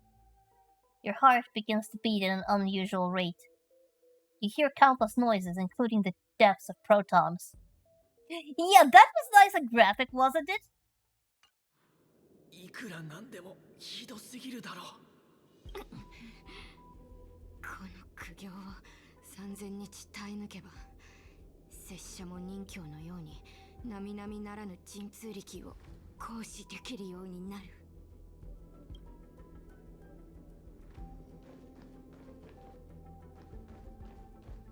Right. A ninja should also have unstoppable might. Third trial, ninja. Karate. These are pretty simple, it's gonna be a battle. 日々拙者と腕比べをして忍び空手の腕を磨いていた。 And of course they're monkeys. 三号ストレス軽減反応能力育成訓練レベル4下級の戦闘モンキーとのあの邪水たちに勝てたことはない。なぜなら拙者はまだ1階の忍徒に過ぎないからだ。だが両乱人境を目指していながら数匹の邪水すら倒せない。その程度のものがどうしてお猿忍者さんを倒せるというのだ。戦おう。夜明けにカラスが鳴き始めるまで。 You know, crows start calling very early in the morning. 忍者を倒すため狩りを始めよう。 So depending on when you start, this may not actually be that long. These feelings have approached you. Even though it's just practice, you have to take them on with true hauling attitude.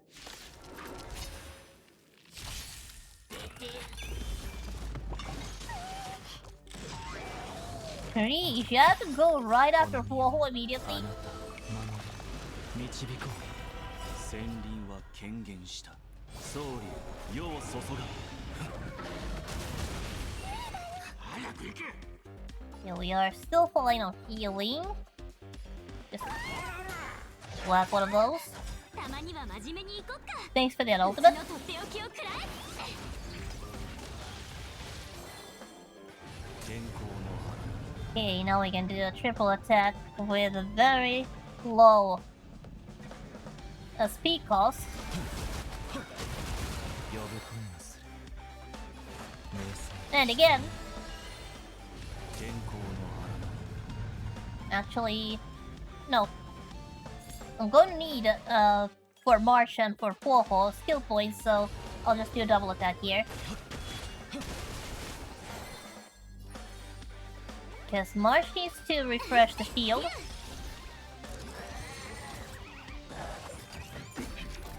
逃がさない。殴ったね。 Since you want to have a shield whenever the monkey attacks. Because then the bottle bounces back.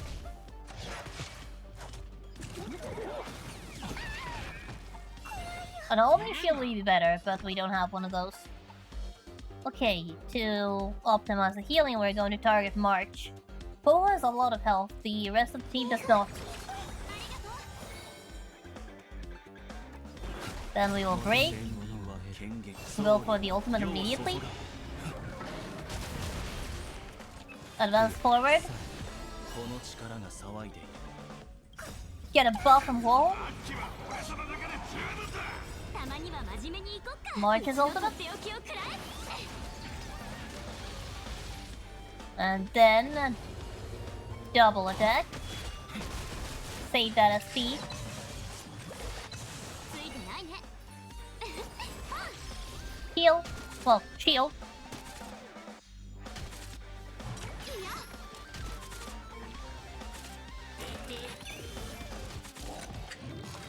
Monkey down. Monkey down. Okay, I'll just go for a basic attack here. Advance forward, Sunday. Sunday's ultimate.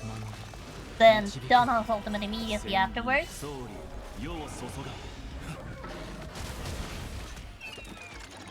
Thank you for the speed. Now for the triple attack, and the battle should be there. Done. 3号訓練レベル4通過評価アップ。銀河忍法帳には忍道は長い故に苦難をスケートボードにして進むこと。この苦行を3000日耐え抜けば拙者も忍教のように無敵の力を手に入れられる。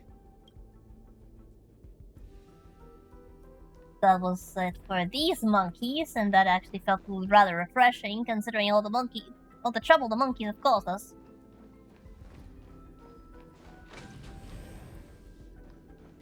Okay, so Master Kucha, we are through our training. あれはマスタークチャと相対監修。3号にれは実験の役に立つのか？よく聞こえる。拙者の忍びリッスンパワーは忍者のささやきまで聞こえるようになったのか。これはめでたい。ホモハビリス22、わしらは3号の精神体制を高める必要がある。回りくどいことを。お前はただ彼女の苦しむ姿が見たくないだけだろ。彼女が今後の実験に耐えられるとは限らん。だがミームウイルスによる認知干渉を行えば彼女の精神を安定させられる。実験も順調に進むじゃろう。わかった。だが個人的な感情は捨てた方がいい。お前がサンゴを野放しにしているから研究モンキーたちが不満を垂れている。彼女はたった2システム時間で改造倉庫のパスワードを解除した。ゴリラのように檻に閉じ込めておくわけにもいかんじゃろう。Yeah, doesn't that exactly sound like the kind of conversation you would find in Ninja City? Now, does it? マスター、悩む必要はない。ただの身体的苦痛ごときで拙者の忍びソウルをくじくことなどできないのだから。Evil ninja also sorcery because the masses. The ninja world lies for all they see are illusory bubbles. The ninja world lies concealed beneath thick, gloomy shadows. Oh, let's just grab those. Now this is this way. And now, I shall break this cursed seal for you. Oh. No matter how many times I go here, for some reason, every single time, every damn time, I bump my face into this bit of glass like some bird.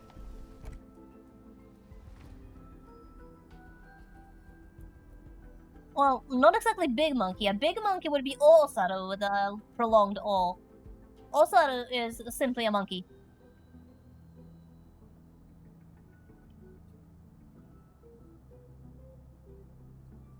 The O is just a suffix to add a more different kind of emotion to the word. Yeah, for some reason. Please explain to me why I always bump into this specific pane of glass like I'm some sort of bird flying into a window. It's embarrassing every single time it happens. Excuse me while I actually take the door.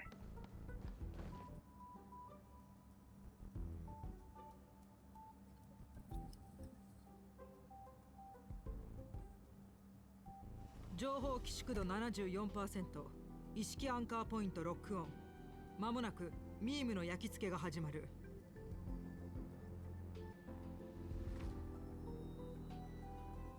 Yeah, the localization doesn't write it, but you can hear it when Rappa says it.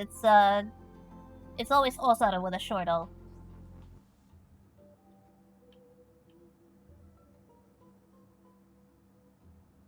Lanha, 準備は良いか。忍者がお主に施した邪術がついに解かれるぞ。I do wonder if they're going to actually say it again. They should, probably. Hopefully. 時間だ。早く離れよう。さもなければ我らも影響を受けてしまう。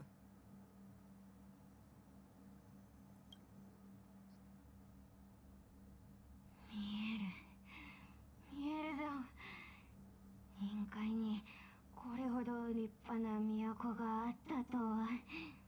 よかった。うまくいったようじゃな。そういえばなぜ忍者なんだ？銀河忍法庁。No, then, Master Kucho, dare to explain to us, what exactly is the cosmic ninjutsu inscriptions? それは一体。弱き者を守るため、霊落した忍びの都を救うため、正義の忍教が世の忍者を狩るという内容の漫画じゃ。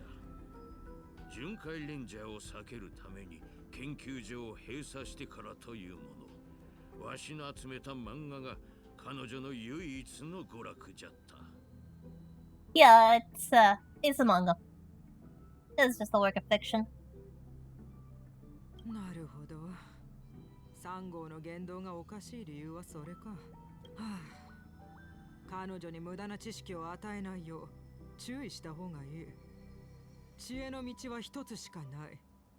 それ以外の道を歩んだところで進歩の妨げになるだけだ。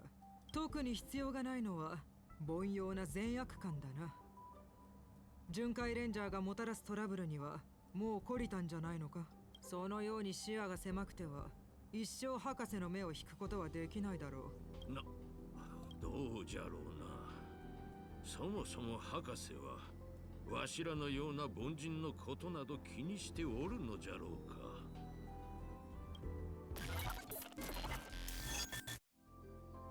Next chapter of the story? Yeah, part 2. Vanquisher and Dazzle. 3号をホモハビリス22に引き渡す？なぜじゃ？決まっているだろう。お前は卒業できないからだ。ホモハビリス22の報告によれば、お前は実験を間違った方向に導こうとしているそうだな。待て、彼女に直接話を聞きたい。第17研究室の代表として皆さんに私どもの理念を伝えることができて光栄です。皆さんが目にしたように今の宇宙は捨てられた一箱のバナナのようです。腐っていく世界を救うために人類は退化しなければなりません。退化してさらに退化する。そうすることで文明に再び無限の可能性を与え、知恵の栄光を取り戻すのです。That is certainly an interesting way to follow the path of erudition. こうした偉業は凡人の夢を巻きにしなければなりませんが、世間の厳しい叱責を恐れることはありません。巻きになれることは幸せなのです。朽木は燃えている時にこそその進化を発揮するのですから。I wonder if the person who first created the path of erudition saw Dr. Primitive's plans, what would they think? Think they would approve? Or if they would strongly disapprove the plan? Consider it a blasphemy towards erudition? Or would they just try to burn it down? 人も物もそれぞれの役割を果たすべきなのです。皆さん、実験中の猿たちにこの幸せを理解してもらい、彼らと共に幸福の中で燃えましょう。燃えろ、燃えろ、燃えろ。ホモハビリス22、これは一体どういうことじゃ？私はすでに卒業した。これからは猿22と呼ぶがいい。なぜという顔をしているな。あれは人類退化実験で選別した遺伝子を使い、研究所が全力を挙げて培養した新人類だ。しかしお前は彼女を強靭にした。故に研究モンキーは今後は私に飼育を主導させることを決めたのだ。誰が主導するかはどうでもいい。だが実験を続けてはならん。彼女が壊れてしまう。それなら心配するな。すでに4号を培養している。何か問題が起きたときは新しいものを補充すればいい。No, that's just cold. Ice cold. 彼女は小さな頃からわしが育て上げた子じゃぞ。お主には道徳心というものがないのか。 Well, at least Boothills were censored. Well, this was censored as well, just a bit of bit more an old-fashioned way. Yeah, Master Kucho is angry. 道徳？私に道徳を解くつもりか？バッカス2の道徳はすべての家庭の次男をナヌークの供物にすること。天魔聖観公国の道徳は二足歩行の生物が四足歩行の生物の奴隷になること。そしてカパカラ星では青い目を持つ者が外に出ないことが道徳とされていた。道徳は人々の知性を縛り、それらの世界に終わりをもたらした。故に原子博士はその3つの世界を人類対価実験のターゲットにしたのだ。我らの犠牲は凡俗なもののためではなく、人類に幸福を与え、宇宙を進化させ、博士を満足させる未来のためにあるのだ。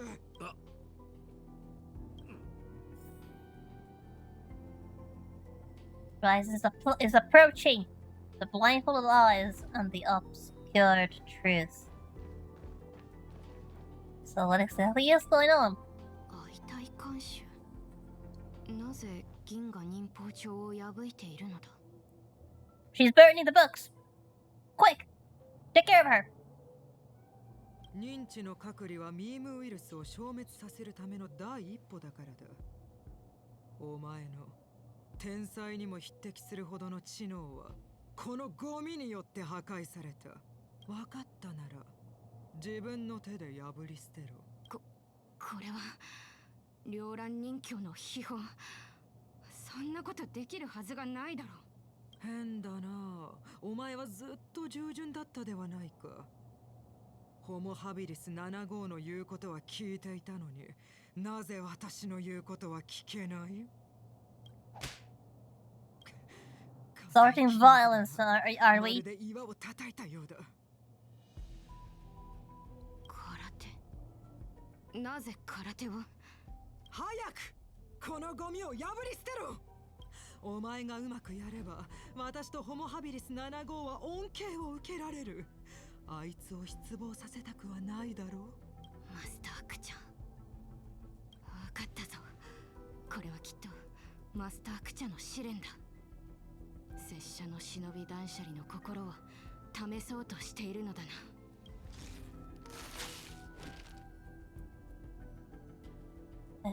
Ninja's heart is disturbed, huh? Guess there's only one thing left to do, and that is to escape from the evil stronghold. 相対監視とマスタークチャ。何を話しているのだろうか。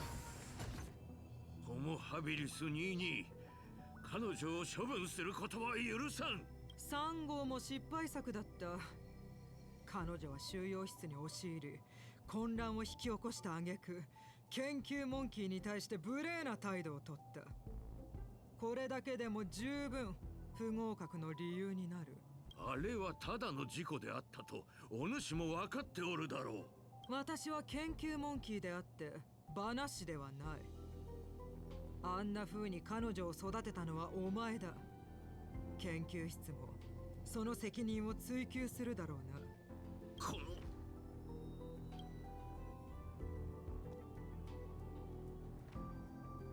マスタークチャ、拙者は間違っていたのだろうか。No, wrap up. You have not done anything wrong. そんなことはない、ランハ。If anything, you're the victim here. お主はよくやっておる。真の忍教はひたすらに己の忍道を貫くものじゃ。お主は忍者の陰謀をくじき、罪なき人々を救った。すでに真の忍びと言えよう。拙者は本当に真の忍者になれたのだろうか。ああ、もちろんだとも。忍とランハよ。弟子入りして早5年。お主は苦行に耐え、試練を乗り越え、あらゆる忍法に精通するまでに至った。今日ここに両乱忍者の名を与えよう。これからお主は忍者を討伐する先兵となり、忍びの都を牽引していくのじゃ。ありがたき幸せ。心より感謝する、マスタークチャ。この巻物を持っていけ。これには両乱忍法の奥義が記されておる。その奥義は邪推が恐れる異彩を放ち、忍者の陣をことごとく破ることができるのじゃ。Oh, scroll. What sort of scroll? これを忍びの都に By now. 振りまき、インクの I think 色彩ではびこる闇を払い I think it's pretty simple to guess. 罪と悪に抗う旗を掲げよ It's pretty simple to guess what this ninja scroll is. What the true nature of it is. しかし何を書けば Especially now. それはわしにもわからん Yep, Master Kusha is basically saying, "Go, my child. Go paint graffiti." お主はただ心の中に思い描く絵を表現すればいいそれがお主だけの忍法となるのじゃ Yeah, the ninja scroll is break-in. つまり何を描くかはお主自身が決めなければならんわかった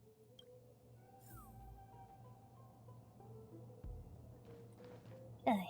Above Ninja Talisman's Arcana resides. To grasp the truth within flows of ink. ここが陣の目がある場所かマスターによれば両乱忍法は忍者の陣を遮断することができるらしいが密樹を注いだ異彩で陣の目の密樹を覆うなんと奇妙な忍びサイエンスだろうか So yeah, here is a Rappa's Ninja Scroll. Right on her hip. If you look at it carefully, it's a break-in. 両乱忍符解よしこれで忍者の陣は破られたホモハビリス7号これはどういうことだ研究所が電子落書きまみれでセキュリティシステムもダウンしているではないかわからんがおそらくハッカーにでも侵入されたのじゃろうすぐに対処する急げすぐに手を打たなければレンジャーが来るぞ Yeah, so that's what Master Kucha actually did. He gave Rappa the tools to basically disable the security of this entire place, basically calling the Galaxy Rangers in. Like, he was fully prepared to take this place down. And take this place down he did. Now the Ninja Talisman has been perfected, time to meet Master Kucha for the 3rd time. Or should I say, the last time. マスタークちゃん両乱忍符の配置は終わったぞよくやった両乱忍者これで忍者の陣はわしらの通信忍術を制限できなくなったおいレンジャーこのバカバカしい茶番を早く終わらせてくれやめろホモハビリス7号何をしているホモハビリス22実験対象を騙し学術仲間を騙し挙句研究モンキーまで騙すとは第17研究室の最大の過ちはお前のような詐欺師を入れてしまったことだ相対監修何を言っているのだランハ彼女は忍者の部下なのじゃよ何だと相対監修が裏切り者もういい戦闘モンキーどもこいつらを始末しろ It's time for another battle. Now we have 2 monkeys. 今日の試練は裏切り者を倒すことに変更じゃ Now this is a bit tricky. 先ほど習得した両乱忍法今ここでマスターにお見せしよう See how our vocal stats. Looks like we're still good.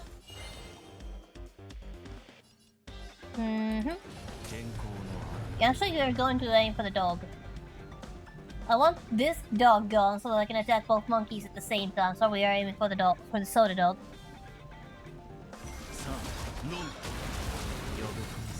Ultimate?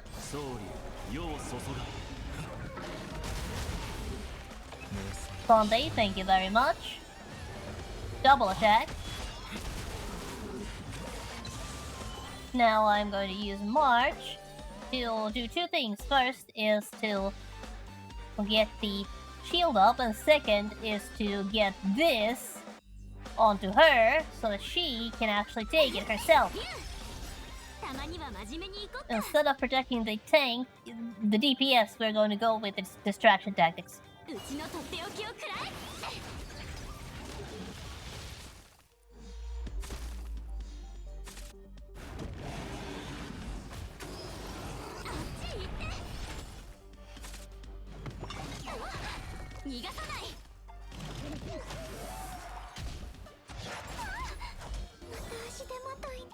Okay, now we have a bit of a problem because Fuoco doesn't have any stats, but I think I should get enough from the base attack for an ultimate. And we did it.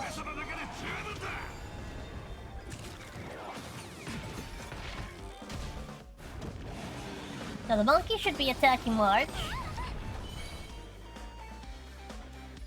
Now I will focus all power in the middle. Just base attack. Then Sunday. From one ultimate to another. This way we can do more attacks. And again, what we just did. But this time we're defending the DPS. March still has her own shield. And that's our loop. That's going to be our loop from now on.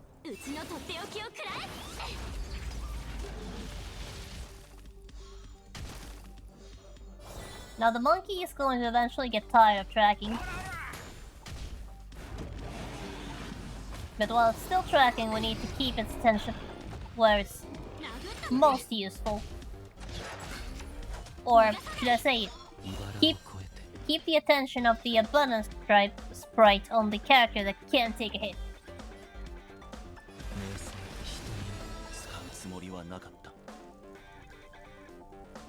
Now, right now, the monkey is tired. So I can actually take the chance to spread the shield a bit.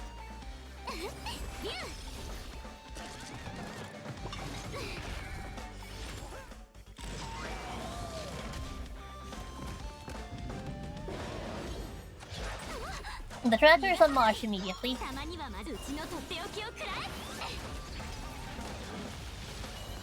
And everyone's frozen. Good.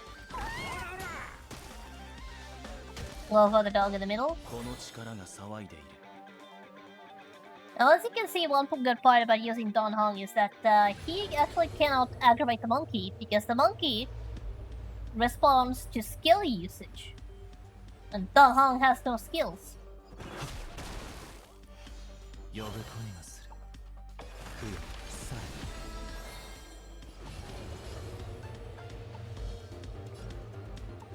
Let's see if I can actually take this other monkey out.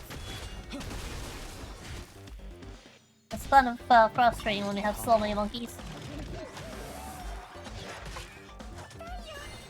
Okay, March needs to protect herself because she's allowed to get hit. Sunday cannot afford to take the hit, he doesn't have the defense.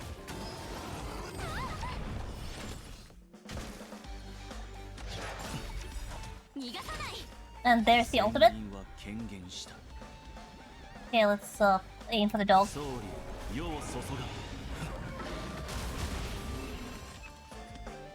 Now this is gonna be tricky because we are not going to have Ho-Ho's staff. I'm gonna have to hope that some enemy, just like that, attacks her. So we can get the ultimate off.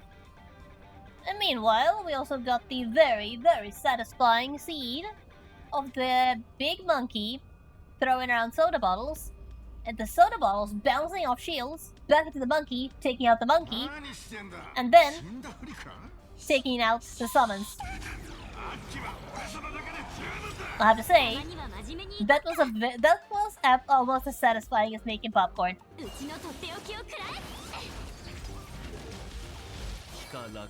Now we can focus on this one completely.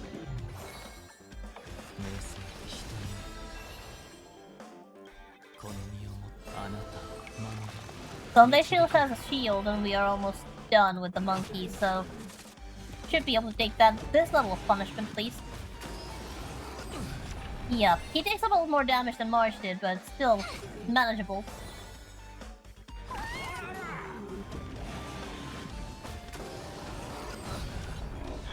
But we're still good.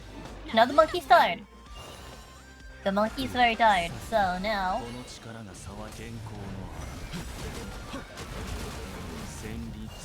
time to go all out. Done. なぜだこの戦闘モンキーたちは研究モンキーが手塩にかけて育て上げた戦士 Well, I guess your combat apes just weren't up to the task. 日夜苦行に励んだ甲斐があったというもの。これが両乱空手だ。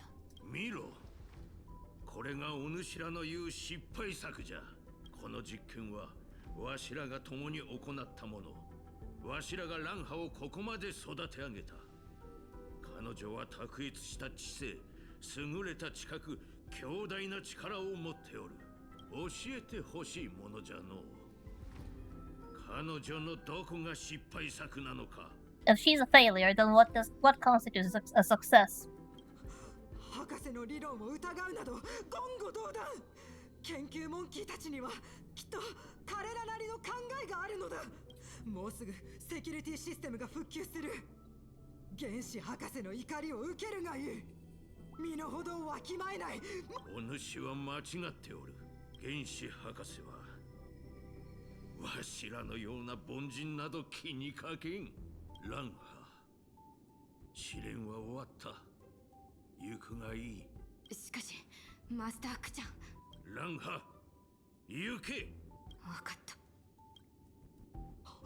お前武器を隠していたのか。一体何を。 He has planned to end this place completely once and for all. ホモハビリス22。お主のおかげでわしは気づくことができた。道徳は確かに偽善的で浅はかなものであると。ゆえにわしは道徳を捨てることにした。待て、銃を下ろせ。私たちはずっと共に歩んできた仲間ではないか。そんなことをすれば。相対監修、時世の句を読むがいい。これは因果応報である。警告 C11 通路に非承認人員が出現。保安モンキーは防御システムを起動してください。忍者はここに陣を敷くつもりだ。マスターに渡された忍びサイエンスで間もなく到着する任教のために。警告 Okay, time to run. Now, this is a story section. As you can see, we have only one character, is Rappa, and we don't have access to the team. And it's so while Rappa is not currently unlocked as a character, we are allowed to use her before because we are forced to use her. So let's get on a skateboard and get out of here.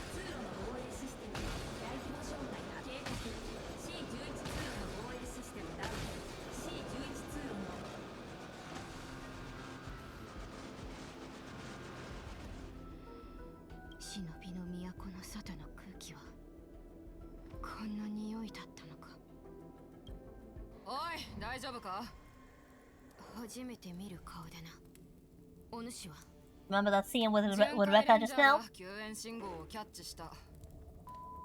原始博士一派の縄張りを突き止めるのはジャングルでたった一本のバナナを見つけるより難しい。Well, you should wash your mouth and stuff after all that. では、拙者の試練は終わったということか。試練？何をったこと？ああ、また猿に狂わされたかわいそうなガキか。最終試練。末法の日にお猿屋の地位を破り、この地を覆う災厄を退けることだ。拙者は任教を名乗れるだろうか。マジか。全部お前一人でやったのか。10年に及ぶ苦行の末、一夜にして称号を得ることになるとは。拙者は両乱忍法を無駄にはしなかった。マスタークちゃん、この瞬間を見せられたらどんなに良かったか。なるほどな。このガキはミームウイルスに感染してんのか。普通の人間ならトップになってんのに、なんでこいつはこんなに元気なんだ。私の話を聞け。今のお前は危険な状態にある。早く治療を受けないと脳みそが爆発するぞ。待ってくれ。拙者も今や忍者に対抗できる任教、お主の助立ちをさせてはもらえないだろうか。ふざけやがって。死んだら復讐はできない。ガキ、お前は遵守の道を歩みたいのか。一旦足を踏み入れたら後戻りはできないぞ。構わない。拙者は止まることなく全ての悪を払ってみせる。たとえ矢が鶴にかかり永遠に戻らないとしても、一心不乱に邪道を破り正道を示す人道を貫く者だけが人侠になれる。拙者はもう決めたのだ。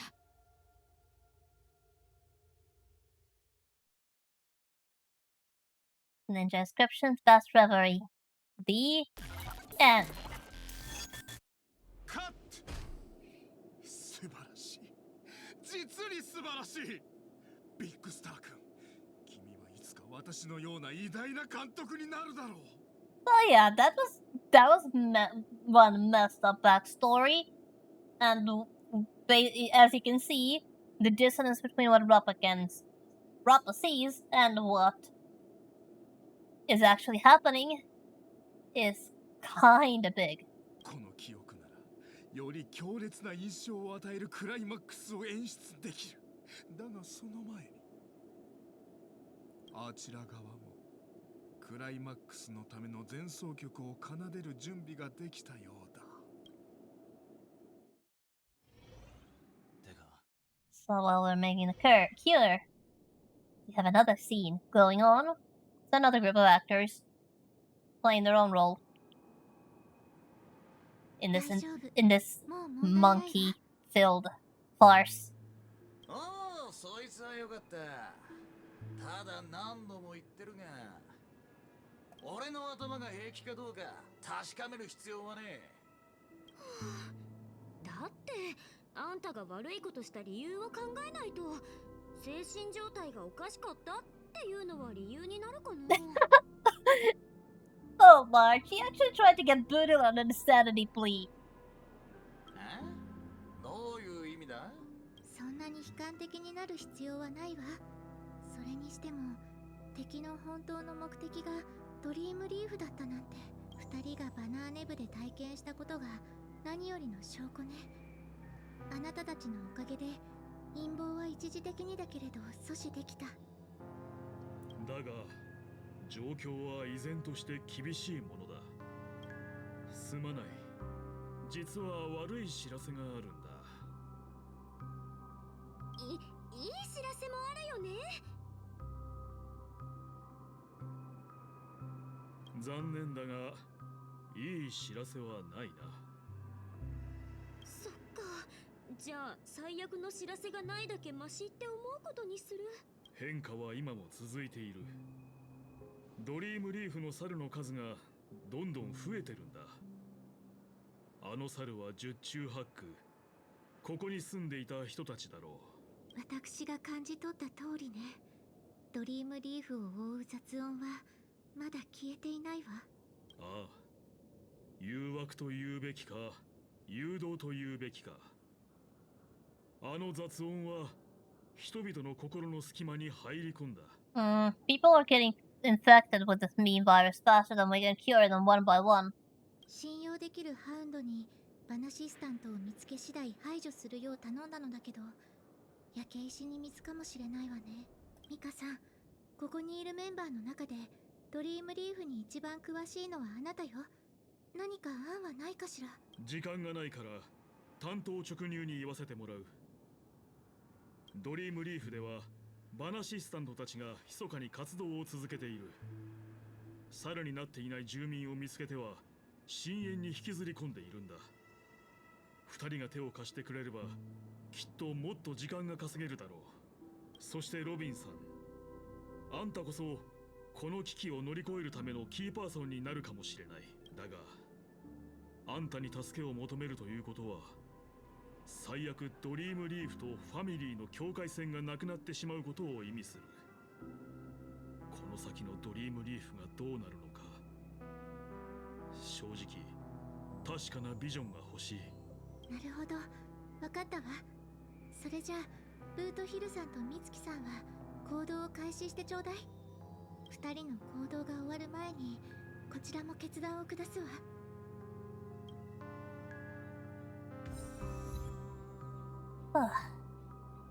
There's still a banana set going around in this area, and the next task is simply to get rid of the annoying Ash Bolas bananas causing all the commotion. So many people turning into monkeys.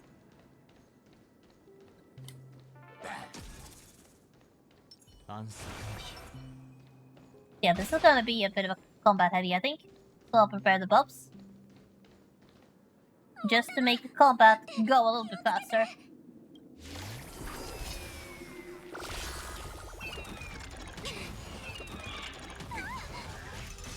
At least the little ones don't hit that hard.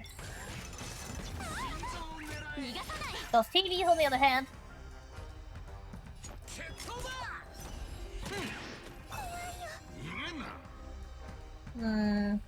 I'd say we're still good. We are still okay.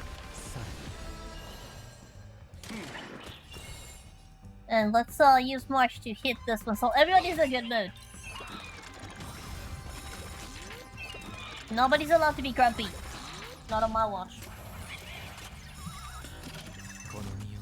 Let's just get Boot Hill some energy. Oh, target March for a change. And now we are back into action. Just TV number 1. A little quadruped TV number 1, quadruped TV number 2 can stay for a while. We're going to go for the standing TV. And then standing TV number 2 can wait. Quoho needs her stacks.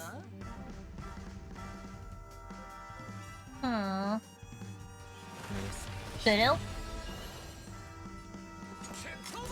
Go for the TV number 2. March hits the TV number 3. Now we wait for every one of them to act. And then we go for March's ultimate. And then Quoho's ultimate, which should be enough to trigger Boot Hill's ultimate.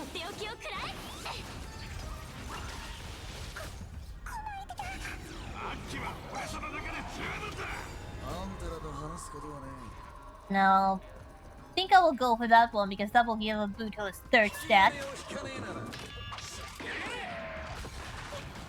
And we have one left standing TV. I'll take that one out. And no, there's only one left.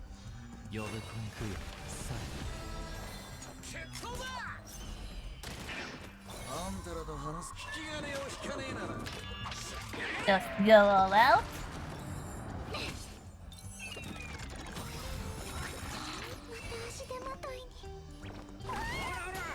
And easy peasy.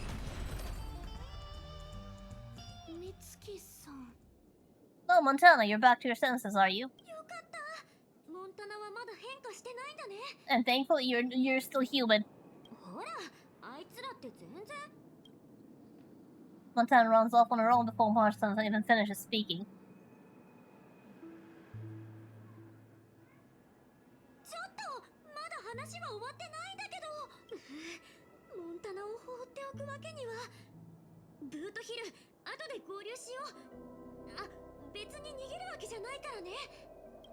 Oh, I get it. Take care of your friend.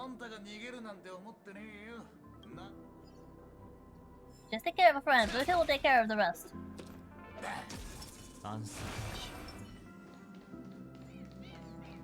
Here we have Monkey circling a TV.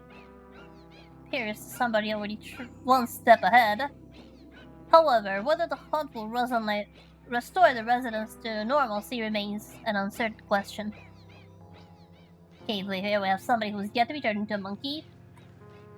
There's somebody over there who is yet to be turned into a monkey. Got a lot of broken TVs. And Rekka! Hello! 猿以外の演者に会えるとは嬉しい限りだ。そうでなければ、このシーンがあまりにも単調になってしまう。この登場の仕方は少しわざとらしい気もするが、時間は有限だからな。オープニングくらい少しわざとらしくしてもいいだろう。あんた、ロビンの仲間か？ Nope. いや、違えな。メモキーパーか。 Exactly. おや、なかなか鋭いではないか。だが私の身分などどうでもいい。こうして君たちの前に現れたのは映画の美学に対するこだわりからに過ぎない。 It's quite interesting how Buto took one look at the gun and immediately realized, ha, that's a memo keeper. He's got good instincts. オーリーベイビー、何言ってやがる。ここから離れろって忠告してやろうかと思ったが、意味不明なことを言うやつは別に猿になっても構わねえ。静かになっていいからな。何の伏線もなかった私の登場は君にとっていささか唐突なものだったろう。普段であればこのような雑なプロットを受け入れることはないのだが、この映画のために私はこだわりを捨て、二人のレンジャーに小さな手がかりを与えることにしたのだ。ああ、ランハに言われてきたのか。道理であいつみてえな回りくどい喋り方をするわけだ。ドリームリーフを救う手段が一つある。ファミリーが介入すればここの異変を解決するのは決して難しいことではない。だがこれは誰もが受け入れられる方法ではないだろう。あんた、ここの連中のこと見くびってるな。ここにいる奴らが外の美しい夢を捨てたのは自分を取り戻そうとしたからだ。そんな奴らがトラブルごときでファミリーに頭を下げると思うか。ミカ君もそう思っていたようだが、情熱だけでドリームリーフは救えない。今この瞬間も私は悲劇を取りたいとは思っていないのだ。 So, what are we going to do? この困難を乗り越えたい。だがファミリーの支援は受けたくないとくれば、ドリームリーフの人々は自分たちだけの調和の歌を歌うしかない。その歌のために私は来たのだよ。諸君には贈り物を用意した。次のシーンの大筋をな。何を根拠にあんたの話を信じろってんだ。この映画の中で私は監督であり演者でもある。自分がクランクアップする直前のシーンで完璧を追求しないわけがないだろう。Becca, what are you planning? And what is in the box? Look forward to it. 小細工してねえわけがねえよな。そんじゃ何が入ってんのか見てみようじゃねえか。 Before opening it, he has many speculations. He also believes that no matter what he sees, he can maintain his usual contempt and mock the other for his trickery. But right after doing that,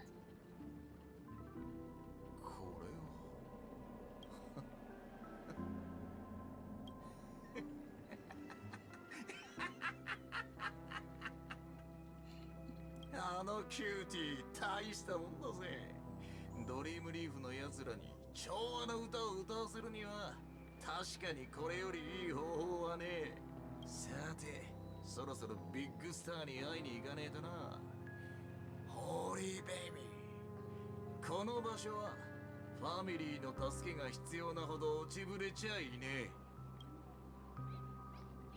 the pieces are slowly falling into place, and we are approaching the finale.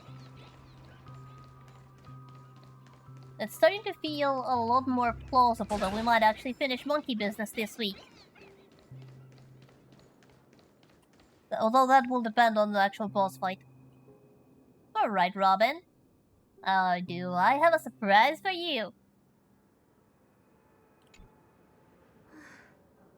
わかったわ、ミカさん。私も最善を尽くしてみる。待て待て、今何の話してたんだ？ブートヒルさん、外の状況は？ひでえもんだったぜ。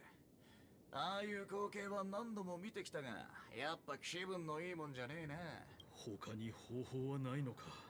なんだ兄弟、まさか俺もファミリーへの挨拶の仕方を覚えなきゃなんねえのか？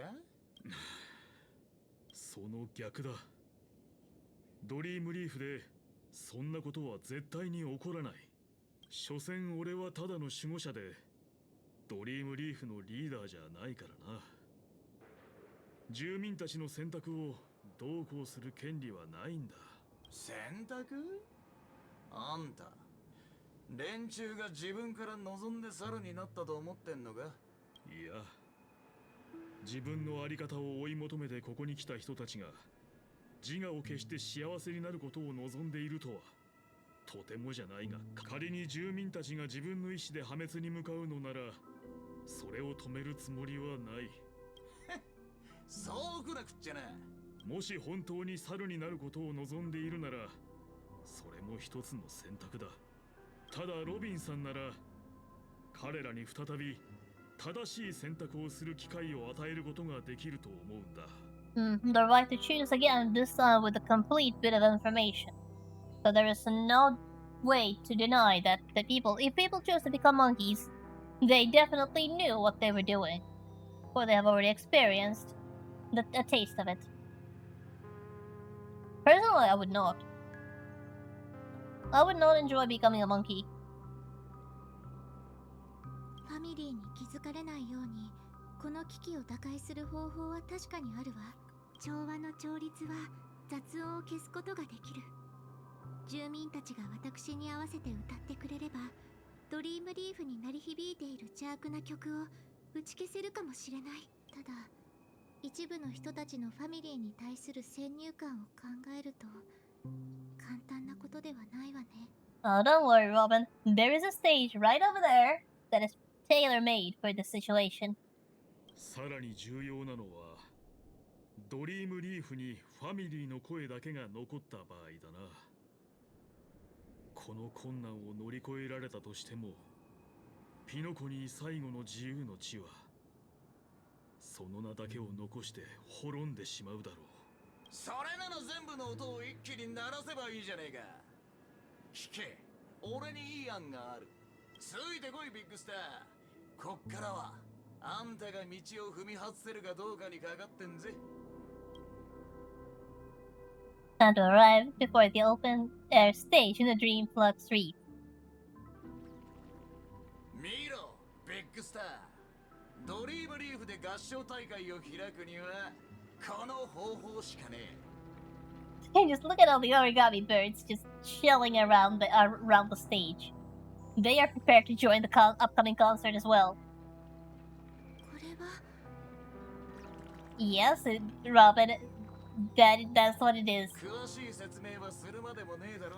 I believe you know what to do. それともいつもお高く止まってるあんたにはこんなもん使いこなせねえか？そんなことない。音楽に関することなら何だって多少はできるわ。正直これは少し無茶な要求だと思うけど、でも無茶苦茶な危機には無茶苦茶な方法で立ち向かうべきなのかもしれないわね。それでいい。必要な奴らは俺が絶対見つけてきてやっからよ。ダンスで世界を救った奴もいれば、泣いただけで相手を倒した奴もいる。今度は俺らの番だ。 Exactly. That now is our turn to put on a show. 気球存亡の時、一緒にド派手なパーティーを開こうぜ。 And I have to say, that scene, the upcoming scene of the party, is also one of my favorite cutscenes. And my absolute favorite cutscene in this specific storyline. But before there's a party, there have to be people to party. So, we need to round up the people and get them to party. よー、兄ちゃん震えてんじゃねえか。まだ飲み足りねえのか？ Well, I can say that one of them has definitely had enough to drink. おい、そこのカウボーイ。人を冷やかす暇があるなら手を貸してくれ。お、ちょうどいいな。俺も手を貸そうと思ってきたんだ。これは俺の持論だが、人間ってのは賢くある必要はねえんだ。ダンスホールで一曲踊ってる間に問題が解決してたなんてこともあるからね。カウボーイ、あの時のまさかロビンさん。みんなついてきて。彼の言うことは信じられるわ。Yep, there is a big star around here setting up for a party, and it's time for you guys to join. モネラ、急にどうしたんだ You are all invited. まあいいか。狂っちまったのはお前だけじゃない。どうせなら言われた場所に行ってみよう。 Okay, who else? I believe the monkeys should go there as well, but we can't exactly round up the monkeys. That's like herding cats. But there should be some people around here we can still round up. ぼーっとしてる場合じゃねえぞ。今あっちでパーティーやってんだ。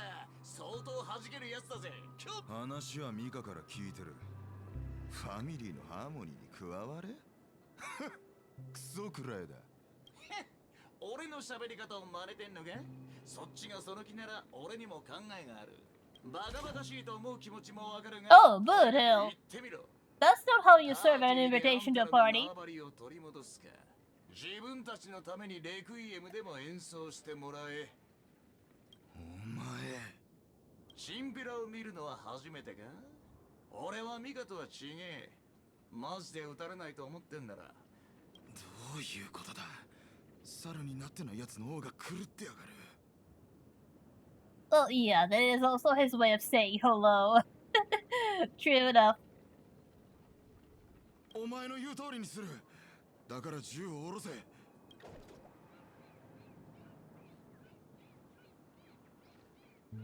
Okay, time to hit up March 7 in Montana. Michael, I'm going to trust that you have everything under control here. Okay, where is March 7th? She's on the other way. She's in the other direction. March! March! Oh, there you are. お、誰が来たかと思えば。 I see you caught up with your friend. How is she? ずっと探してたんだよ。どうだかな。まあそれはいいとして、うちと別れてからバナシスタントを倒した分の功績半分ちょうだい。いいぜ、半分やるよ。ってちっとも減ってないじゃん。早く行こう、急がないと。その必要はねえよ。別の方法を思いついたからな。つーか、そっちはどうなんだ？用事は済んだのか？私もできるだけ手伝うわ。Okay, so Montana is not completely lost. おいおい、これどういうことだ？こいつのバナシスタントをやったのか？美月さんが教えてくれたの。そもそも私はバナシスタントの影響を受けてない。原因は他にあるんだって。Something else? モンタナは何も悪くないよ。あいつら何もかも捨てた方がいいとか言ってるけど、実際はみんなを猿に変えないと相手をコントロールできなかっただけなんだから。あいつらの人を惑わす言葉がどんだけ理にかなっていようが、弾丸には勝てっこねえさ。ま、とにかく用がないならついてこい。いい場所に連れてってやる。わあ、なんか賑やかだね。What a party! We have so many people here. Looks like we can definitely get this party started. 今の時代、合唱するっつったところで集まるやつなんかいねえが、パーティーっていや、我先にと集まるもんだね。え、パーティー？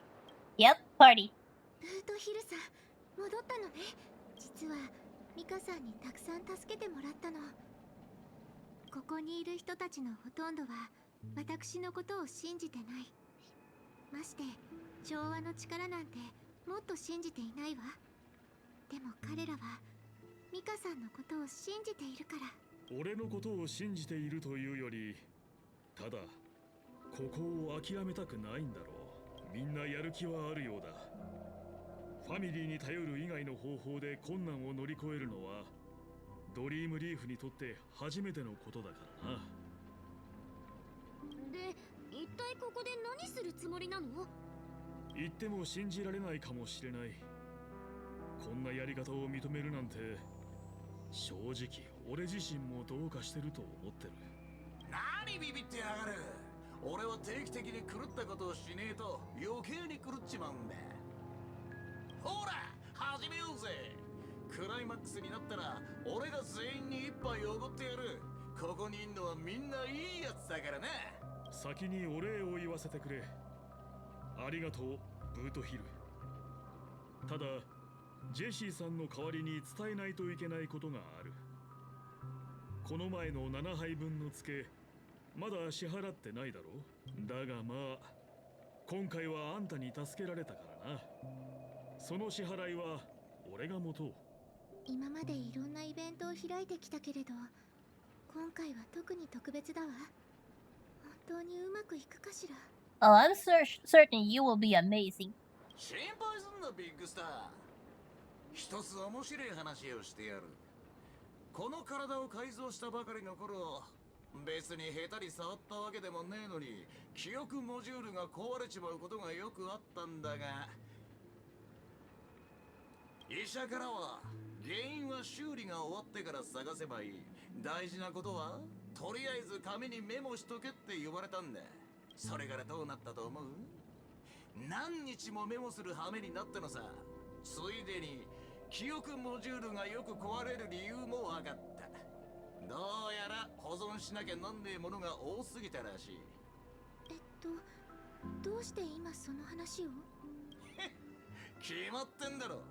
あんたが今信じなきゃなんねえのは自分じゃなくてここにいるこいつらだってことを教えるためだ。ここにいる奴らの記憶モジュールは壊れちゃいねえ。タフな脳みそは何もかもを忘れて猿になるためにあるわけじゃねえんだ。そうだろ？そうね。それじゃあ始めましょう。Yep, let's get it started. むちゃくちゃな危機はむちゃくちゃな方法で解決するべき？俺はそうは思わねえ。ドリームリーフの歌は自由であるべきだ。始めようぜ、ビッグスター。いや、今は DJ って呼ぶべきだね。行こうぜ、七死人のジョージャー。それとも別々に座るか？ Yep, this is definitely one of my favorite scenes.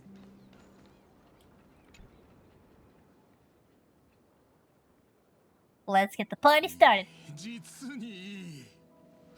音楽は素晴らしい映画になくてはならないものだ。ダーリン、あんたクランクアップしたんじゃねえのか？ああ、だから今は演者ではなく監督として見学している。どんな調和の歌になるのか気になってしまってな。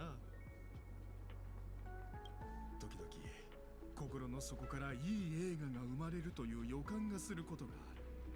それは大抵ただの通行人や大衆を撮影している時に感じられるものだ。この映画に登場する演者のほとんどは当然主役とは言えない。しかしそんな彼らの何気ないワンシーンの中にも人の心を救う魂の光を見ることができる。だが全てを失った時、彼らは何を求める？賢者の導きか、強者の手助けか。どちらも違う。私が思うに彼らに必要なのはカメラだ。そしてスクリーンの前に座った人々はこの世で最も素晴らしい物語を見ることができる。そんな複雑なもんか。監督さん、俺に言わせりゃそれこそが人生だ。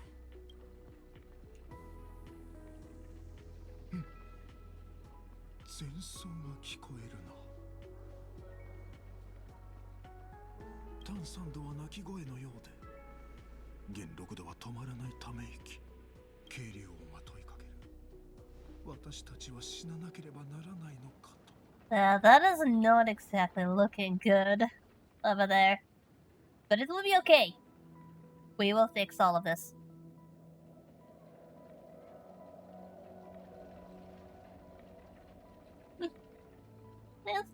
Yeah, true. It definitely shows that Black Swan and Mr. Rekka have at least met. Because he's definitely a memo keeper who uses a camera. March, on the other hand, she's no memo keeper, and we know that now. Back then we didn't know, but now we do. We know that March isn't not a memo keeper. In fact, she's far from a memo keeper. She's something far more interesting. しかし7度音程は慰める。生命はそんやってみなければわからない。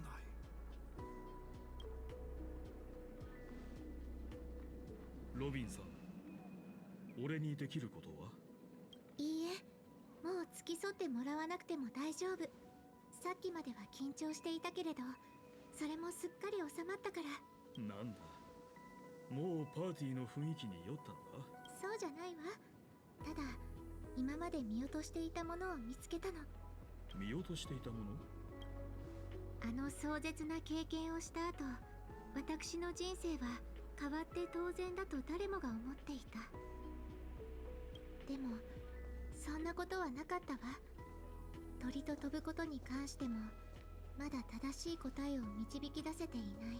何か思いついたとしても長い時間をかけて吟味していろんな方法で検証する必要がある。多分今頃は兄様も同じことをしているんじゃないかしら。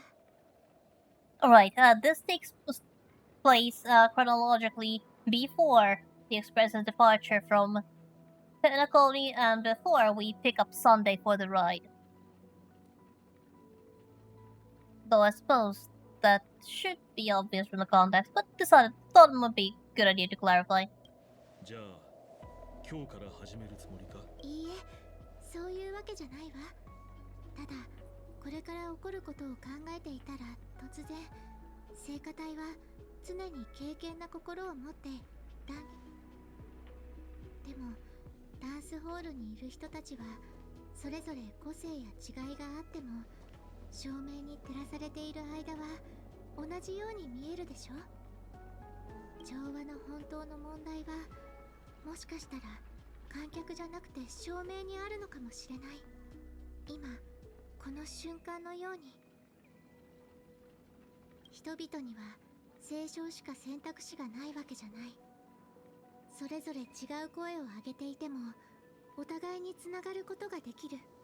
それこそが調律なの。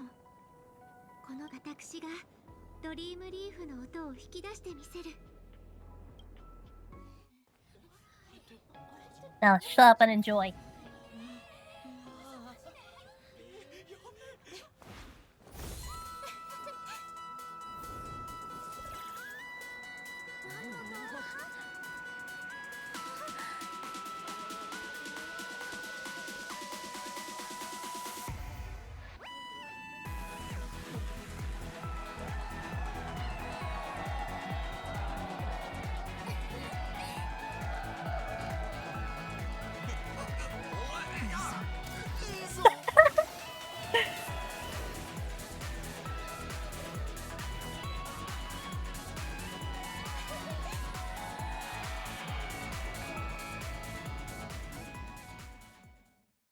But he'll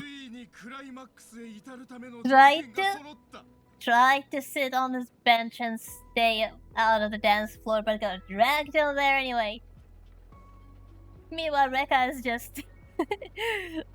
just filming everything with his assistant director. Gotta love those two characters. Like seriously, bring Rekka back. Give him more screen time.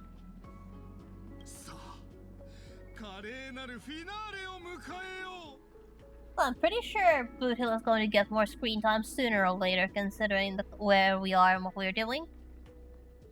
But I definitely would like to see Mr. Rekka get more screen time.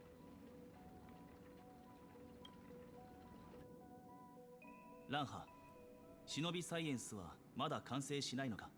Now back to our perspective for a moment. もう少し待ってくれ。銀河忍法帳にも急いで折ってもいい布はできない。強火で煮ても肉は柔らかくならないと書かれている。銀河忍法は千変万化。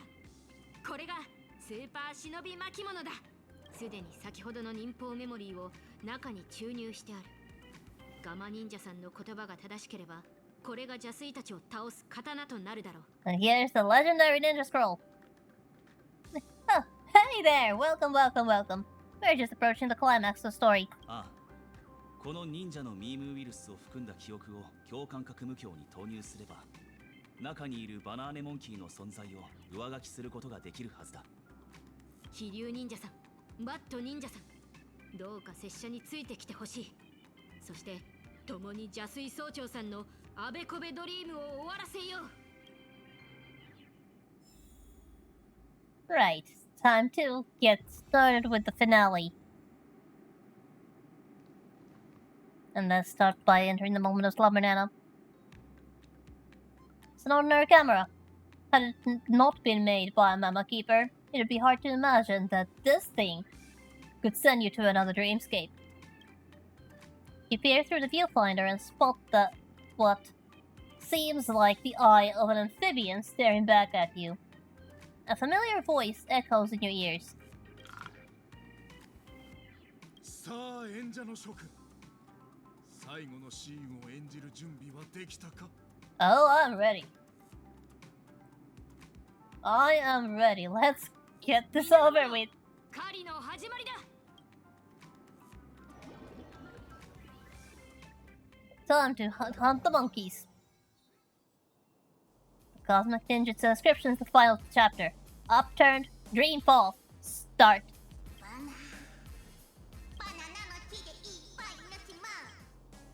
The familiar Bana gibberish rings out and the monkeys in your mind start making noise. I'm gonna have to listen to Interstellar Journey again to get that melody out of my head.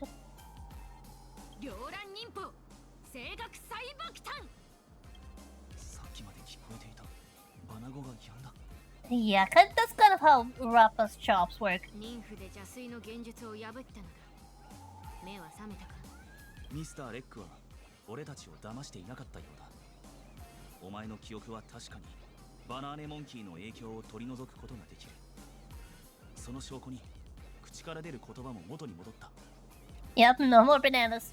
ここがバナーネの時か。至る所にバナーネモンキーの痕跡がある。ここにいるバナーネモンキーはおそらく折り紙大学とドリームリーフのバナファンが変化したものだろう。 Yeah, this is actually the strange dream I mentioned at the beginning of all this. ああ、ここは間違いなく拙者とバッド忍者さんが訪れた元凶。その時はまだこれほどの邪水はいなかったはずだが、邪術の影響を受けた人がどんどん増えたのだろう。これはすべてお主の仕業だな。バナバナ。 There you are. Found you. 君たちの邪魔がなければ、ここはもっと賑やかになっていただろうに。 Oh, it's about to get a lot less bustling now that we are actually here. これからさらに残念なことが起きるぞ。お前の実験の失敗だ。思うに、彼女の脳内にあるウイルスを使い、ここを破壊するというのが君たちの計画だろう。しかし、ここにいる猿たちを見たまえ。時代遅れの漫画が本当に無教の一番の流行を上書きできると思っているのか？ Oh, you never know. If it's an oldie but a goodie, it can always make a comeback. それは無理だな。拙者も忍徒たちに両乱人道を歩むことを強要するつもりはない。我らがすべきなのは失意の人々を目覚めさせ、荒れ狂う邪悪な波を鎮めることだ。ああ、バナーネモンキーを忍者の物語に置き換える必要はない。自分を見失った人たちを目覚めさせるだけだ。ミームウイルスの力は大きくそがれる。そして人々が盲目的にバナーネモンキーを追いかけなくなれば、この無教を簡単に破壊することができるだろう。なるほど。あのメモキーパーは君たちに余計な知識を教えたようだ。それなら期末試験を行うしかないな。来るがいい。いつでもお主の挑戦を受け入れよう。宣戦布告した後に遁走するとは卑怯者め。 That guy is such a coward. Think he can run away? 奴が何をしようとしているのかはわからないが、とにかく周りのバナーネモンキーを片付けよう。俺たちにとって最大の脅威はミームウイルスだからな。気流忍者さんの言う通りだ。先ほど渡したスーパー忍び巻物は持っているな。邪水の道に足を踏み入れてしまった忍徒たちは空手で目覚めさせるのだ。Now this is going to give us Rappa's introduction, but here's the thing. Wanna see something funny? Rappa has joined the team temporarily, has been added to the team, but do you wanna see something funny?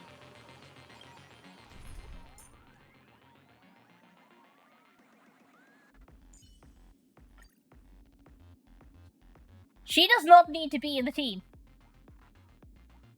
Rappa is completely unnecessary for this entire thing. So, if you don't mind, I'm going to switch back to my original theme because I'm actually not allowed to use Rappa just yet.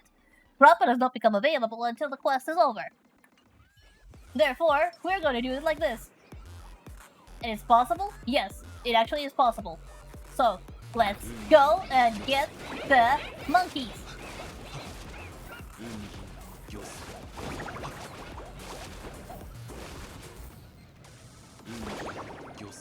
It's just going to be a bit more work.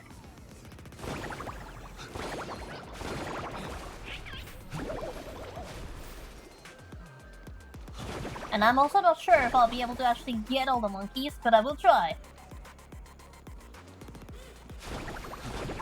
Because it's not actually necessary for you to get the monkeys, but the more monkeys you get, the more debuffs the final boss gets.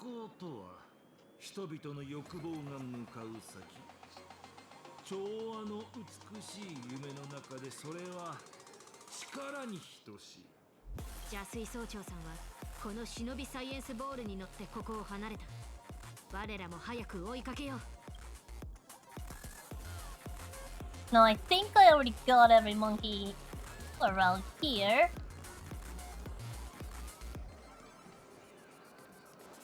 Sucks to be human, well maybe, but it's still better than the alternative in this case.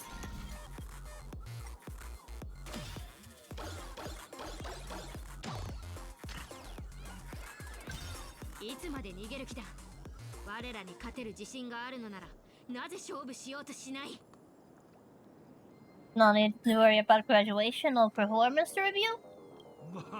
Stop making it sound tempting. 講義が始まる時間ではない。焦る必要はないぞ。浮いている密樹は鬼たちの邪水総長さんに惑わされたことだけが理由ではないようだな。Okay, that's the opposite. From the top. それは崖の縁に軽く風が吹いただけで谷底に落ちてしまう。I'm going to try to get as many monkeys as I can,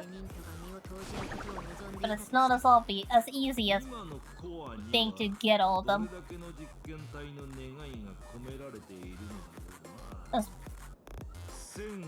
Or it's not exactly hard either. 人も物もそれぞれの役割を果たさなければならない。So just go back and there's one more monkey there. There. 24. Just going to check the map real quick to make sure I haven't missed a single one of those little things, and it seems like that was the only one. As I said before, you don't actually need to get any of these monkeys, you can just run ahead and face the boss, but keep in mind that the fewer monkeys you awaken, the harder the boss will be.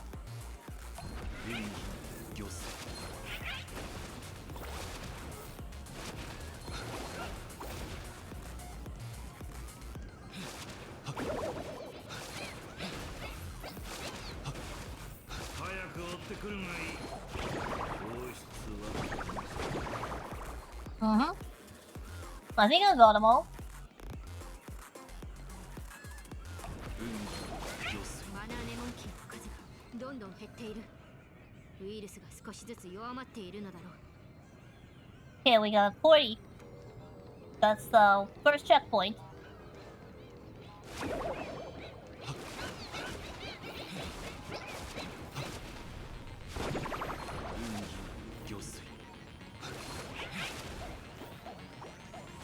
Okay, get back here, monkey. Okay, I think that's all of them. 問題で時間を浪費するのは終わりにしよう。待て、奴は俺たちを誘導しているようだ。飛竜忍者さん、ためらう必要はない。相手が何か企んでいるのだとしても、それを破ればいいだけの話だ。So yeah, while I could take the hard way around and just not take the debuffs, I believe this challenge is tough enough as is without having to resort to forcing myself to fight the enemies without a debuff. Okay, there's one.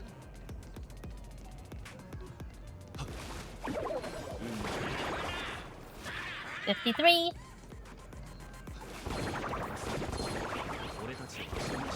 58. 60. Got it. Completed. Checkpoints complete. Every single monkey we get from here on is a bonus. Let's see how many we can get by the time this is done. We are done with this. So yeah, as you can see, the game is rather merciful and gives you chances to fail a few times.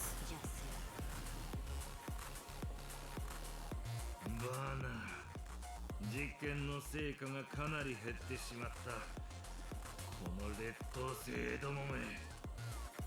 邪水総長さん、もう逃げ場はないぞ。おとなしく両乱忍法の制裁を受けるがいい。As she said. AKA3 人類対価実験によって選出された32の文明の良質な霊長類遺伝子を有しているが、とある見習い研究モンキーの誤った育成により道を踏み外してしまった。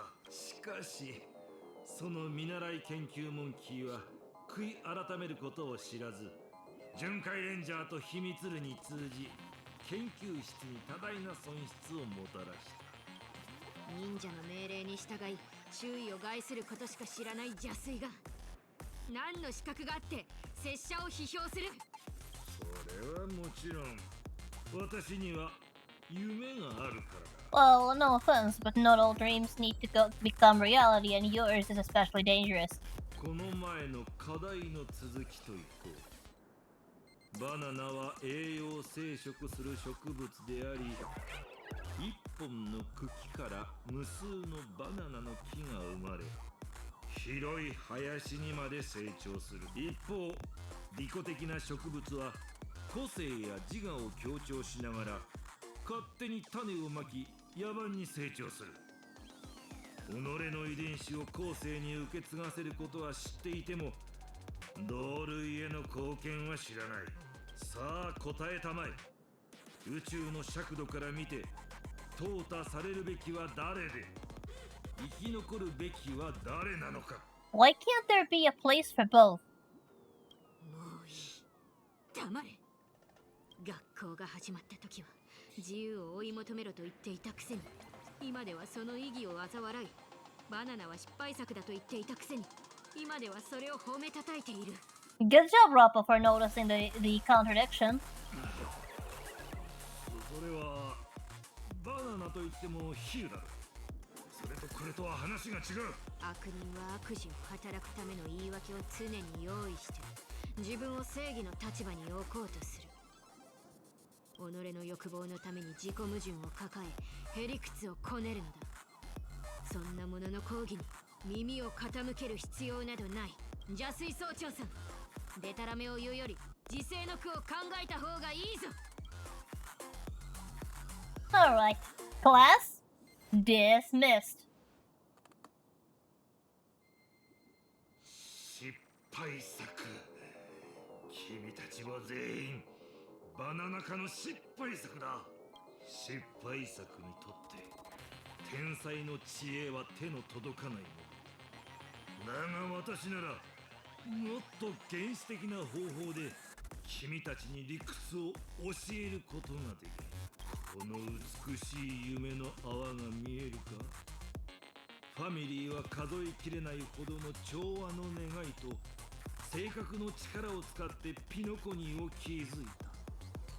そして私は猿たちの諦めを集め、この夢の泡、つまりバナーネの時を作り上げたのだ。今バナシとバナシスタントにそのバナ召喚最後のバナイクの時間だ。 What do you think you're doing? この講義の名は Alright, let's put an end to this brain rot.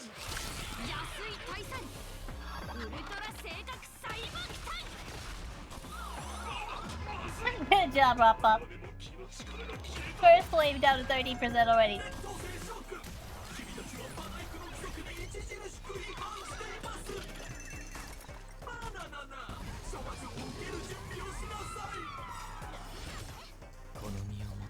As if we just sit down and take it. あなた守り導こう。戦輪は権限した。総理、世を注が。早く行け。 I don't need to heal. あっちは俺様だけで十分だ。この力が騒いで天候。 Now we can end this one wave immediately. 茨を越えて明晰人に Let's only do 2. Protect the DPS. And see how many we can freeze. Now for this fight, who you attack doesn't actually matter so much. Mainly due to the fact that the boss has shared HP bar. So characters that attack multiple units actually have an advantage. So for this battle, just focus on attacking the characters or the enemy units that you can break. Because when you break, you deal significantly more damage than when you don't.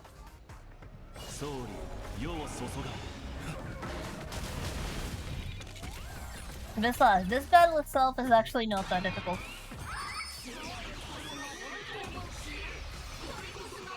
Though they do quite a bit of damage.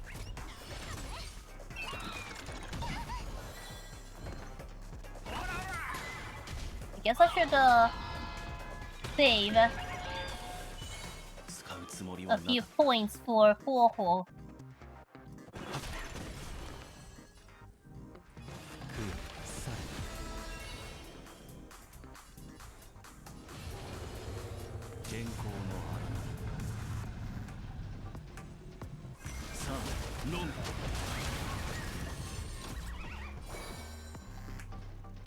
Okay, I think Sunday needs a shield, but then Huohuo doesn't have a point.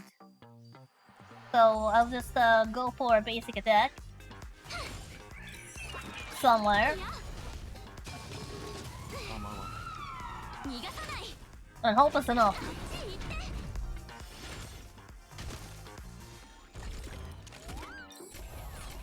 Oh, thank you very much.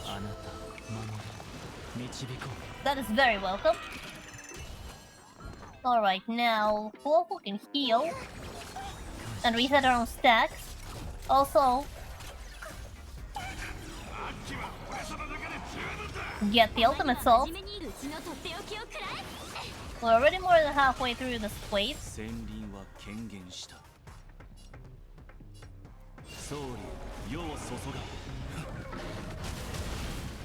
Okay, we have third enemy HP left.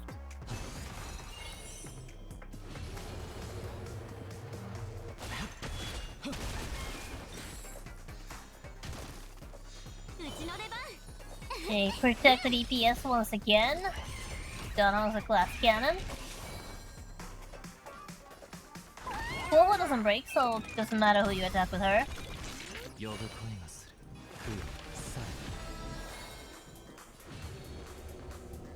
Over here we have some break, so we go over there. Let's see... Double or triple? Let's go double. We're almost done anyway.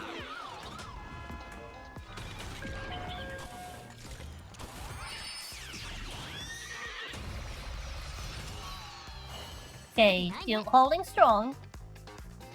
So I think Yeah, I've lost that SP point.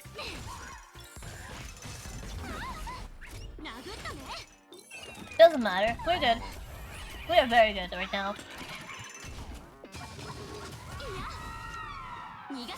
So Sunday is taking a bit of a beating.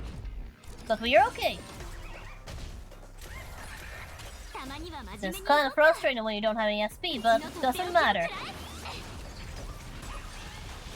We have practically won this already. Thank you very much. Now then, Donhong. May you have the honors.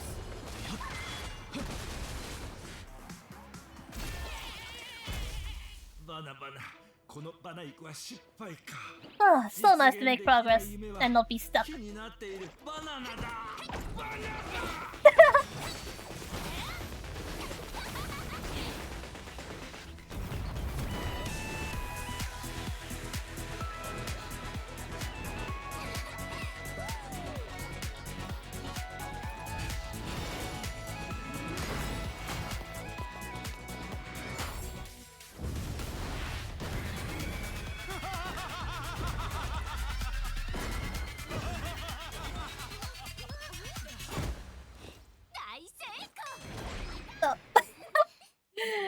Oh. Everything's good, everybody's back to normal. Everybody's doing great, except for my back, which just took the full force of Donhong's behind. But everybody's here, everybody's chill, everybody human. Take that, monkey.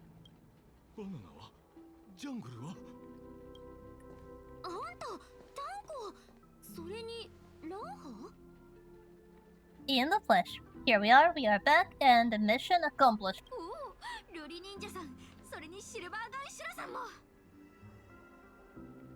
Holy baby! 俺よりド派手にやりやがって。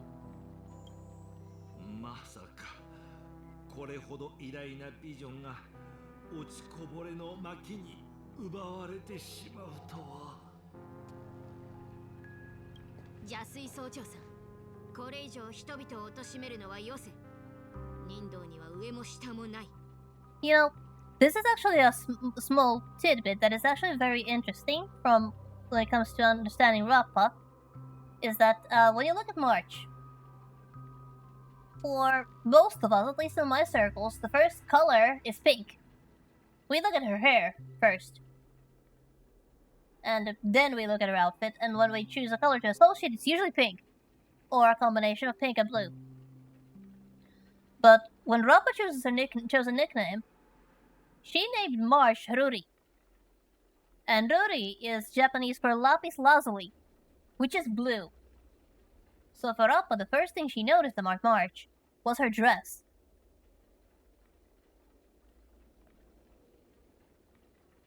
Something to think about.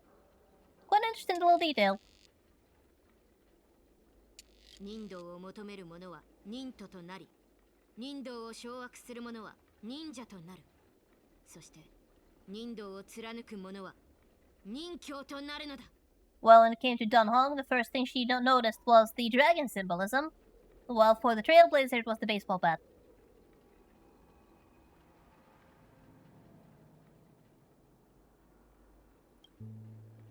意味がわからないバナナ。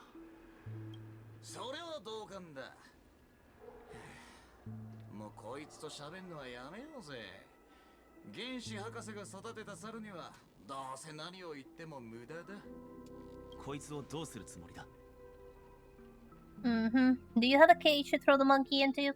ああ、とりあえずたっぷりお仕置きしてから考える。塩水に浸したベルトで打ちまくってカンパニーが俺にした最低最悪な仕打ちを受けさせてやるのもいいかもね。Boothill, I'm pretty sure that would you need to report somebody for a war crime. 邪水総長さんの罪は重く、厳しい罰が必要だが、それは懺悔させるためではない。おさる忍者さんの居場所を教えてもらうためだ。Where is the monkey, Professor? That is all we want to know. More or less, for every Galaxy Ranger member.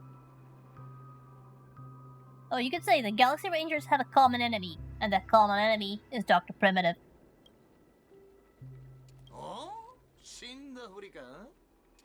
あんたのために用意した釘バナナを見ても、そのおふざけが続けられるか見ものだな。Yeah, that sounds terrifying, Boodle. What are you gonna do with that banana? Don't answer that question. Do not answer that question. おもちゃ？はに、あんたのそのカエルの方がよっぽどおもちゃっぽいじゃねえか。君は助監督を傷つけた。その下品なセリフ回しは本当に直した方がいいぞ。ただの小道具を拷問したいというのならそれはそれで構わない。だがアスデナの辺境で目を覚ましたチンパンジーは今頃出航の準備をしていることだろう。He ran away again. シルバーガンシュラさん、拙者のスーパーリッスンパワーでも邪推の音は聞こえない。ガマ忍者さんの言っていることは本当のようだ。Truly despicable feeling. Doesn't even have the guts to face accountability, to face responsibility. ベイビーがこんだけ苦労したのに結局無駄骨だったってことか？仕方ない。おい、なんでそんな落ち着いてられんだ？あんた毎日あのクッソモのことを口にしてたじゃねえか。死ぬほど憎んでたんだろ？夜は長い。任侠の憎しみは任侠によって封じられるべきだ。ピノコニーは平和な時代を迎えることができた。今はこの夢の地の人々に太陽の光を抱かせてあげよう。憎しみはいつか消える。だが人々の心の中にある人道は決して消えないのだ。ランハ、お主は己の人道を理解しておるか？もちろん。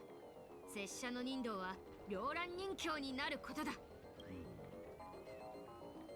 人道とは忍者が一生をかけて貫くもの。では忍者を倒すことだろうか？いつかお猿忍者さんを倒したとしてその後は両乱人侠になりたいのはただ憎い仇を討ちたいからか？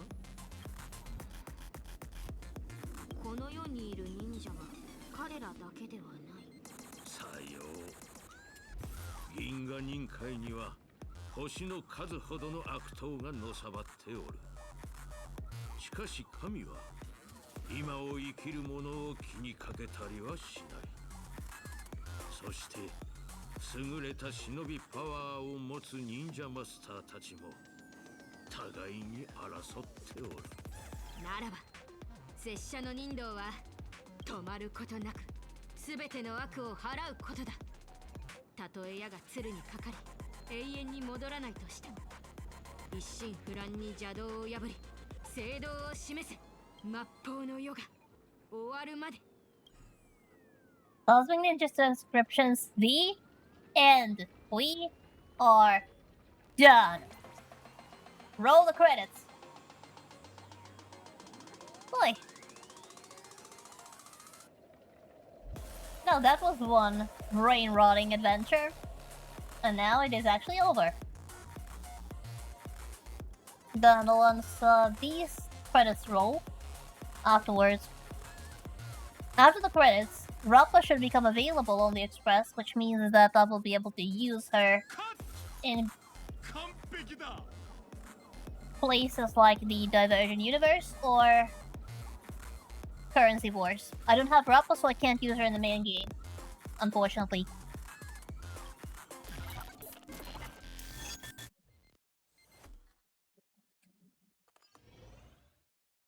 After the storm dies, Pepperful University starts to reorganize the school's anniversary festival. なんかすごいことになってたんだね。度冒険するときは絶対うちも連れてってよね。 Didn't you have one heck of an adventure of your own?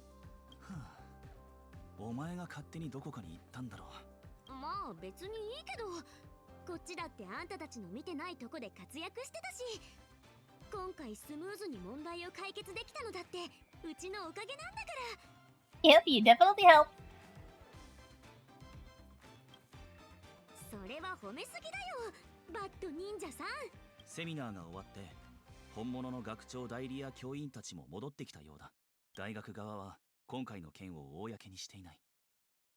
もしかしたらミスター・レックが当事者たちの記憶の一部を抜き取ったのかもしれないな。怖っ。うちらの記憶は取られてないよね。もう記憶喪失になるのは嫌なんだけど。 Yeah, the Garden of Recollection can be scary sometimes. でもあの人のおかげで彩りの夢学園祭を再開できるんだもんね。今度は思い切り楽しもう。ああ、そういえばロビンさんが広場で開会式の司会をするそうだ。見に行ってみるか。あれってモンタナたち戻ってきたんだ。 So after all this, how are our classmates doing? Montana, how are you faring? Still upset for the monkeys? モンタナ元気？あ、美月忍者さん。Ninja March. The trends have changed. あら、知らない？今流行ってるミームで元ネタはミスター・レックの新作銀河忍法帳なの。あ、そういえばうちまだギャラもらってない。まあいっか。ところでモンタナ、今でもバナーネモンキーって好き？ Oh, don't worry, but March, now that the movie is out, our payment should be arriving on our accounts somewhere in the next 7 business days. バナーネモンキー？なんでそんな古臭いものの話をするの？古臭い？でもあんた昨日ドリームリーフで。ドリームリーフって何のこと？そんなことより美月さん、今流行ってるのは銀河忍法帳よ。あなたも流行に乗り遅れないようにしない。これから堪忍部のイベントに参加するんだけど、一緒に来る？せっかくだけどうちは彩りの夢学園祭の開会式に行くから。そう？それじゃあさらばだ、美月忍者さん。いや、うちは瑠璃忍者である。さらばだ、モンタナ忍者さん。March has completely taken in her new nickname and loving every single time it was being used. これがピノコニーの流行の移り変わりか。Yeah, that trend went away real quickly.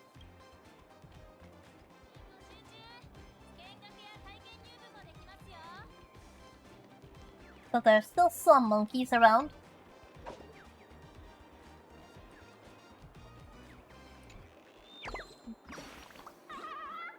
We can rest assured that we are done with the monkeys, even though there are some monkey dolls left around.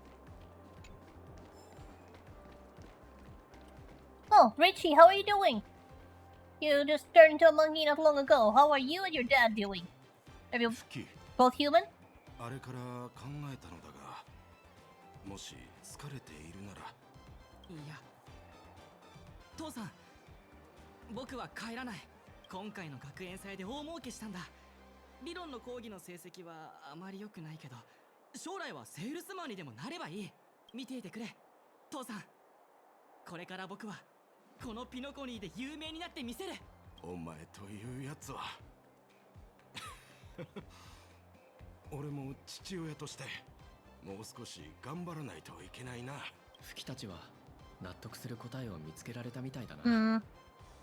Looks like those two are good. No need to worry about them. They have everything under control. Now then, there should be 2 more of our friends.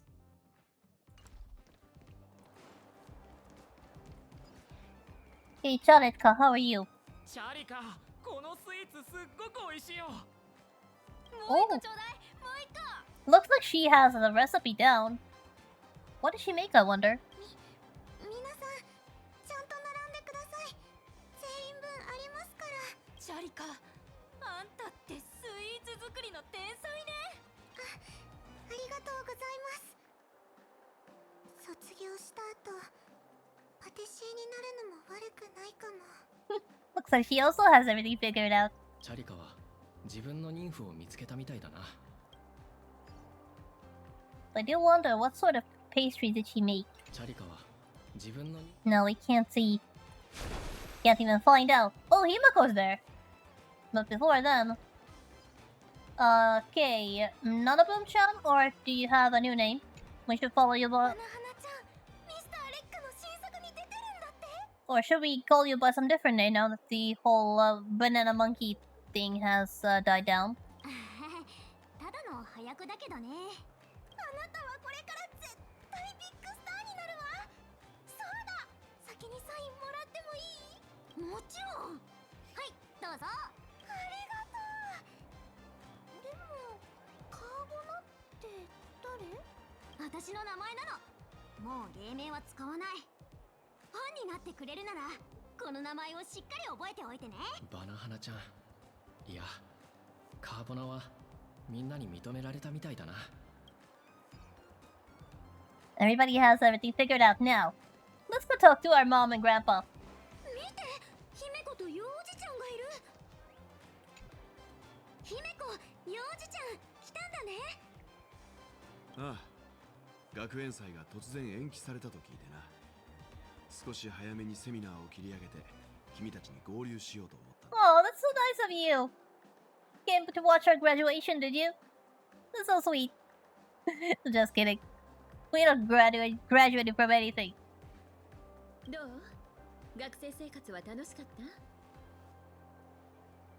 I'll have to say, we did run into some trouble, unfortunately. As どう always. やらゆったりとした学生生活は送れなかったようだな。だが青春というものは平凡なことよりも It was not boring at all. It was absolutely bananas. 見て、ロビンさんが来たわ。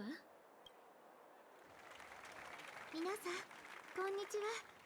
今回の彩りの夢学園祭の司会を務めることができてとても嬉しいわ。あ、本物のロビンさんだ。今回の開会式、前より気合入ってる。あれ？そういえば前回って誰が来たんだっけ？覚えてないや。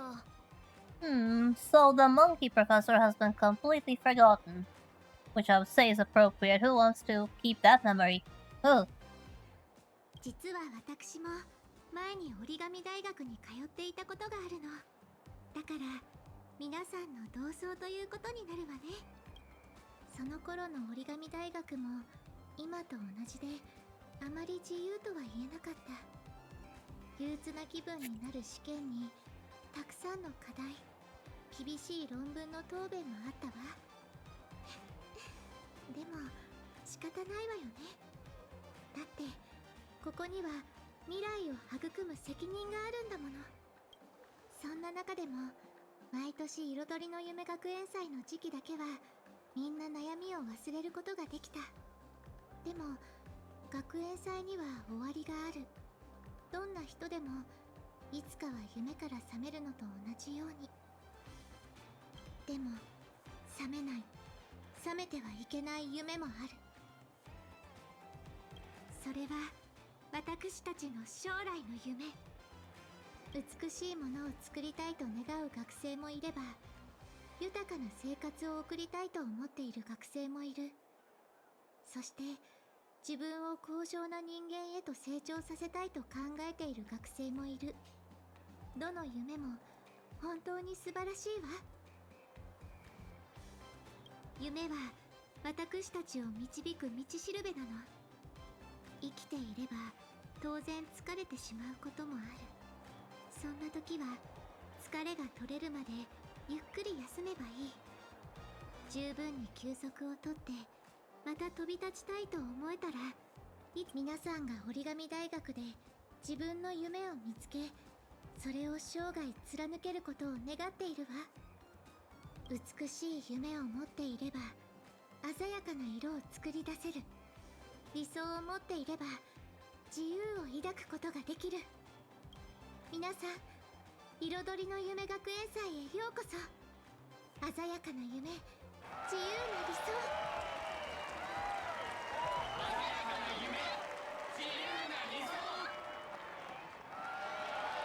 Follow your dreams, free your ideals.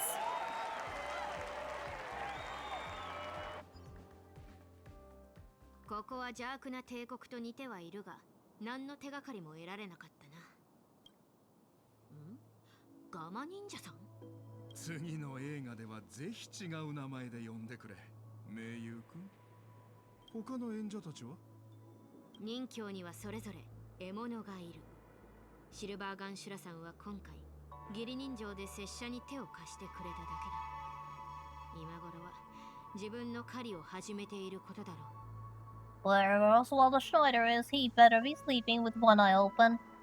ところで何か用か？君のおかげで素晴らしい映画が撮れたからな。ギャラを支払いに来たのだ。報酬は不要だ。拙者の行いは己の人道を貫くためであって、金銭に執着しているからではない。まあそう言うな。君なら絶対に興味を持つと思うぞ。なぜなら私の言うギャラとは原子博士の行方に関するものだからな。 Oh, that's valuable information. すべてが 昨日のことのように Battle of Self Humanity done. And apparently I also unlocked the Fate Stay Night. Or the Fate collab, essentially. Kind of funny considering the new one is coming up soon. But yeah, now that we are done with this,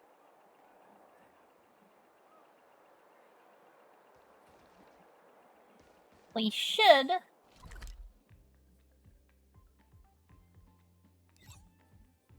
we are not going to be interacting with that.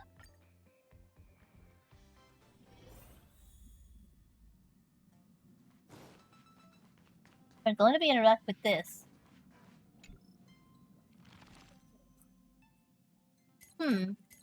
Nope. Did I miss a step? Or did I forget? Was Rappa even on the list? Somehow I remember that Rappa was on the list.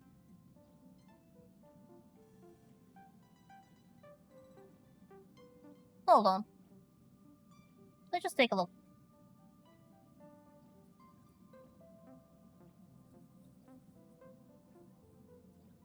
Could it be that I remembered incorrectly and Rappa was never on the list to begin with? Yeah, I don't see her. I guess I misremembered. Well, I guess that happens as well.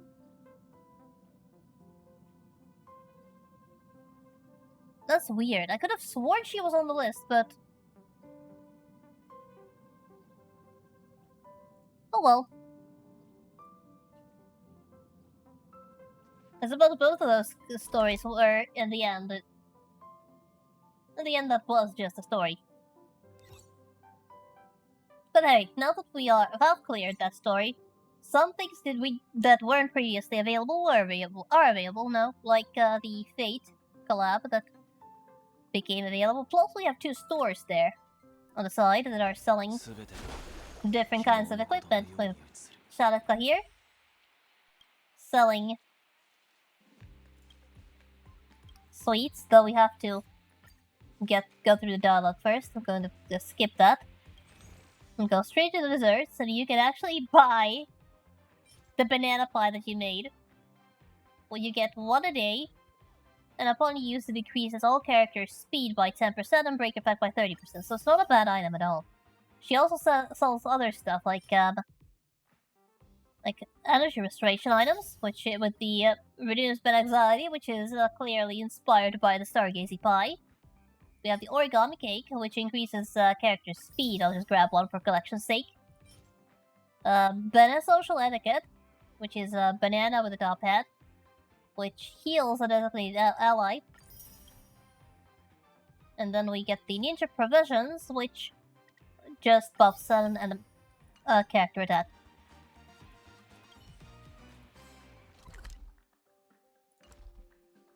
Meanwhile, on the other side,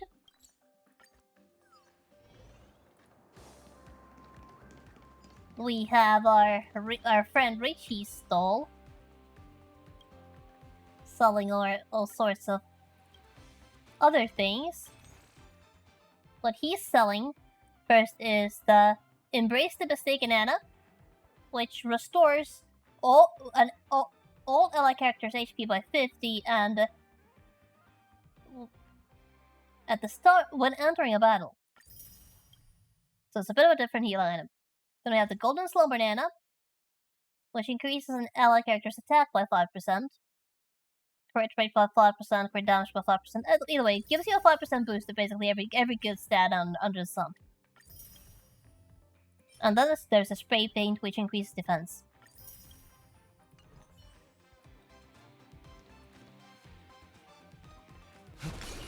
There is also another storyline somewhere around here where you help a music club with their club activities and so on and so forth. So, it's not like there is nothing to do in the school after you are done. Oh, there's a trash can over there, by the way.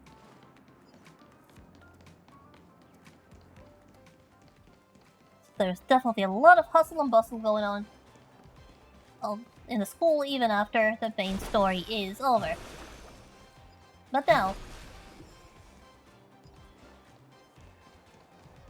how about we do that temple that I promised at the beginning of the season of this stream?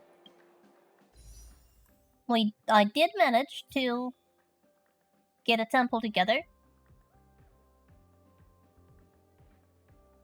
So that would take me to 210 away from guarantee. I really need your part to continue the main story. So the main story will be continued once I pull your part or once I progress this to 300. So it either when I pull your part or in 100 pulls, whichever comes first. As for the pity, we should not be anywhere near. 20, 36, 37, 38. So we are not even close to pity. But yeah, wish me luck. Please, Cam, please give me your part. I need your part. Need him. It's not a want, it's a need. This account is stuck without your part. No Japard. We did get to unite alone, but other than that, it's just crap counts. Oh well, that was a bust, unfortunately.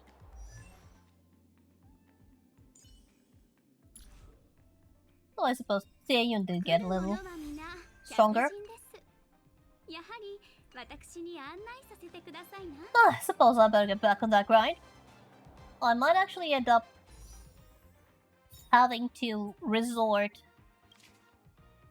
to using Stellar Jades to exchange for the regular Star Rail passes to actually make this happen. I'm not quite that desperate yet, but I will keep collecting and not converting. I'm pretty okay on the special passes for now. I have enough for essentially a hard pity, so I should be able to get the next character that I go for, whoever it might be. Right now it seems like I don't have characters to pull for the foreseeable future. As for the foreseeable future, where do we go from here? Now that we are done with the monkeys. Like, completely done with the monkeys. Well, there are still other things that we can do. Oh yeah, this is the one that I teased. We basically run a music club. Become a band manager. It's pretty fun. Lots of rhythm games in that one. But what do we do next? Well, the next part is going to be the tale, well, the start of what I would like to call the tale of the man known as Scott. And for that, we are going to take a little detour. Because basically this is my way of doing the wolves.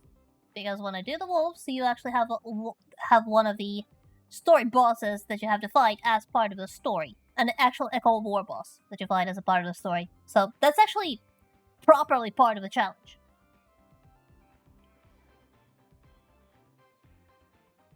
But during that arc, we meet a character who is introduced in another mission. And therefore,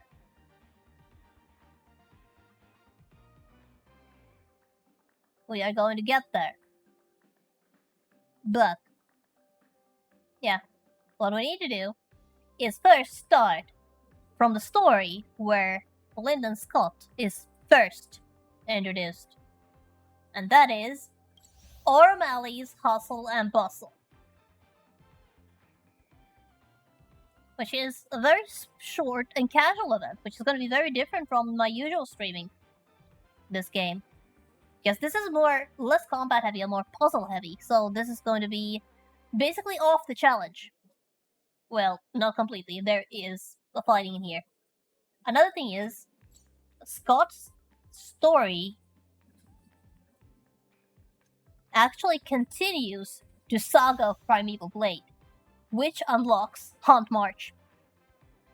No, absolutely no reason to use Haunt March, but she is available, she's an unlockable character.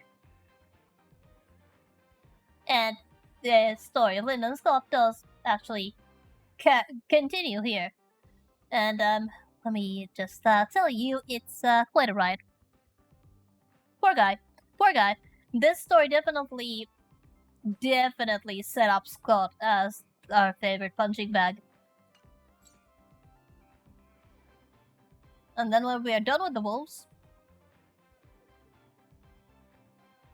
well, I guess we'll think about it later. So, next week's Star Rail run for the foreseeable future is going to be O'Malley Hustle and Bustle over to the wolves, taking a break to Saga of Primeval Blade as soon as it becomes available, to continuing and finishing the wolves. Or should I say, the Luminary War Dance, because that's what it is. Well, not completely. But still, next is going to be O'Malley Hustle and Bustle. But I am not going to actually start it today. However, I will trigger the quest so that it is there. We can navigate there. And we can get started. Then I guess you better hurry up before I make it there. You have 1 week. Just kidding. Continue always play on your own pace. Don't take pressure from a random stranger on the internet, or even a friend on the internet, or anyone on the internet for that matter, or face to face. So yeah, I will select my logout spot such that I will remember where we are heading. But now there's 10 minutes left on stream, and it's a little early.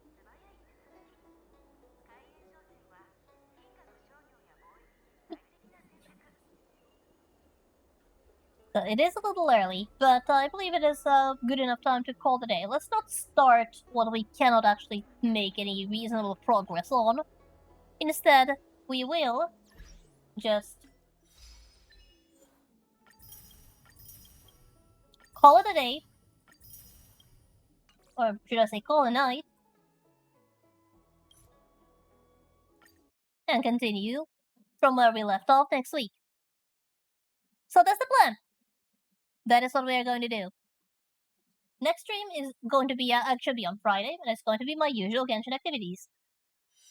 Hopefully this time we actually manage to get back to Natlan's story quest, because we have been distracted by our darling child having a curse that we need to remove.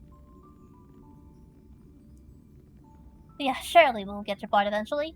But until then, I just Guess I'll just have to keep playing and hope.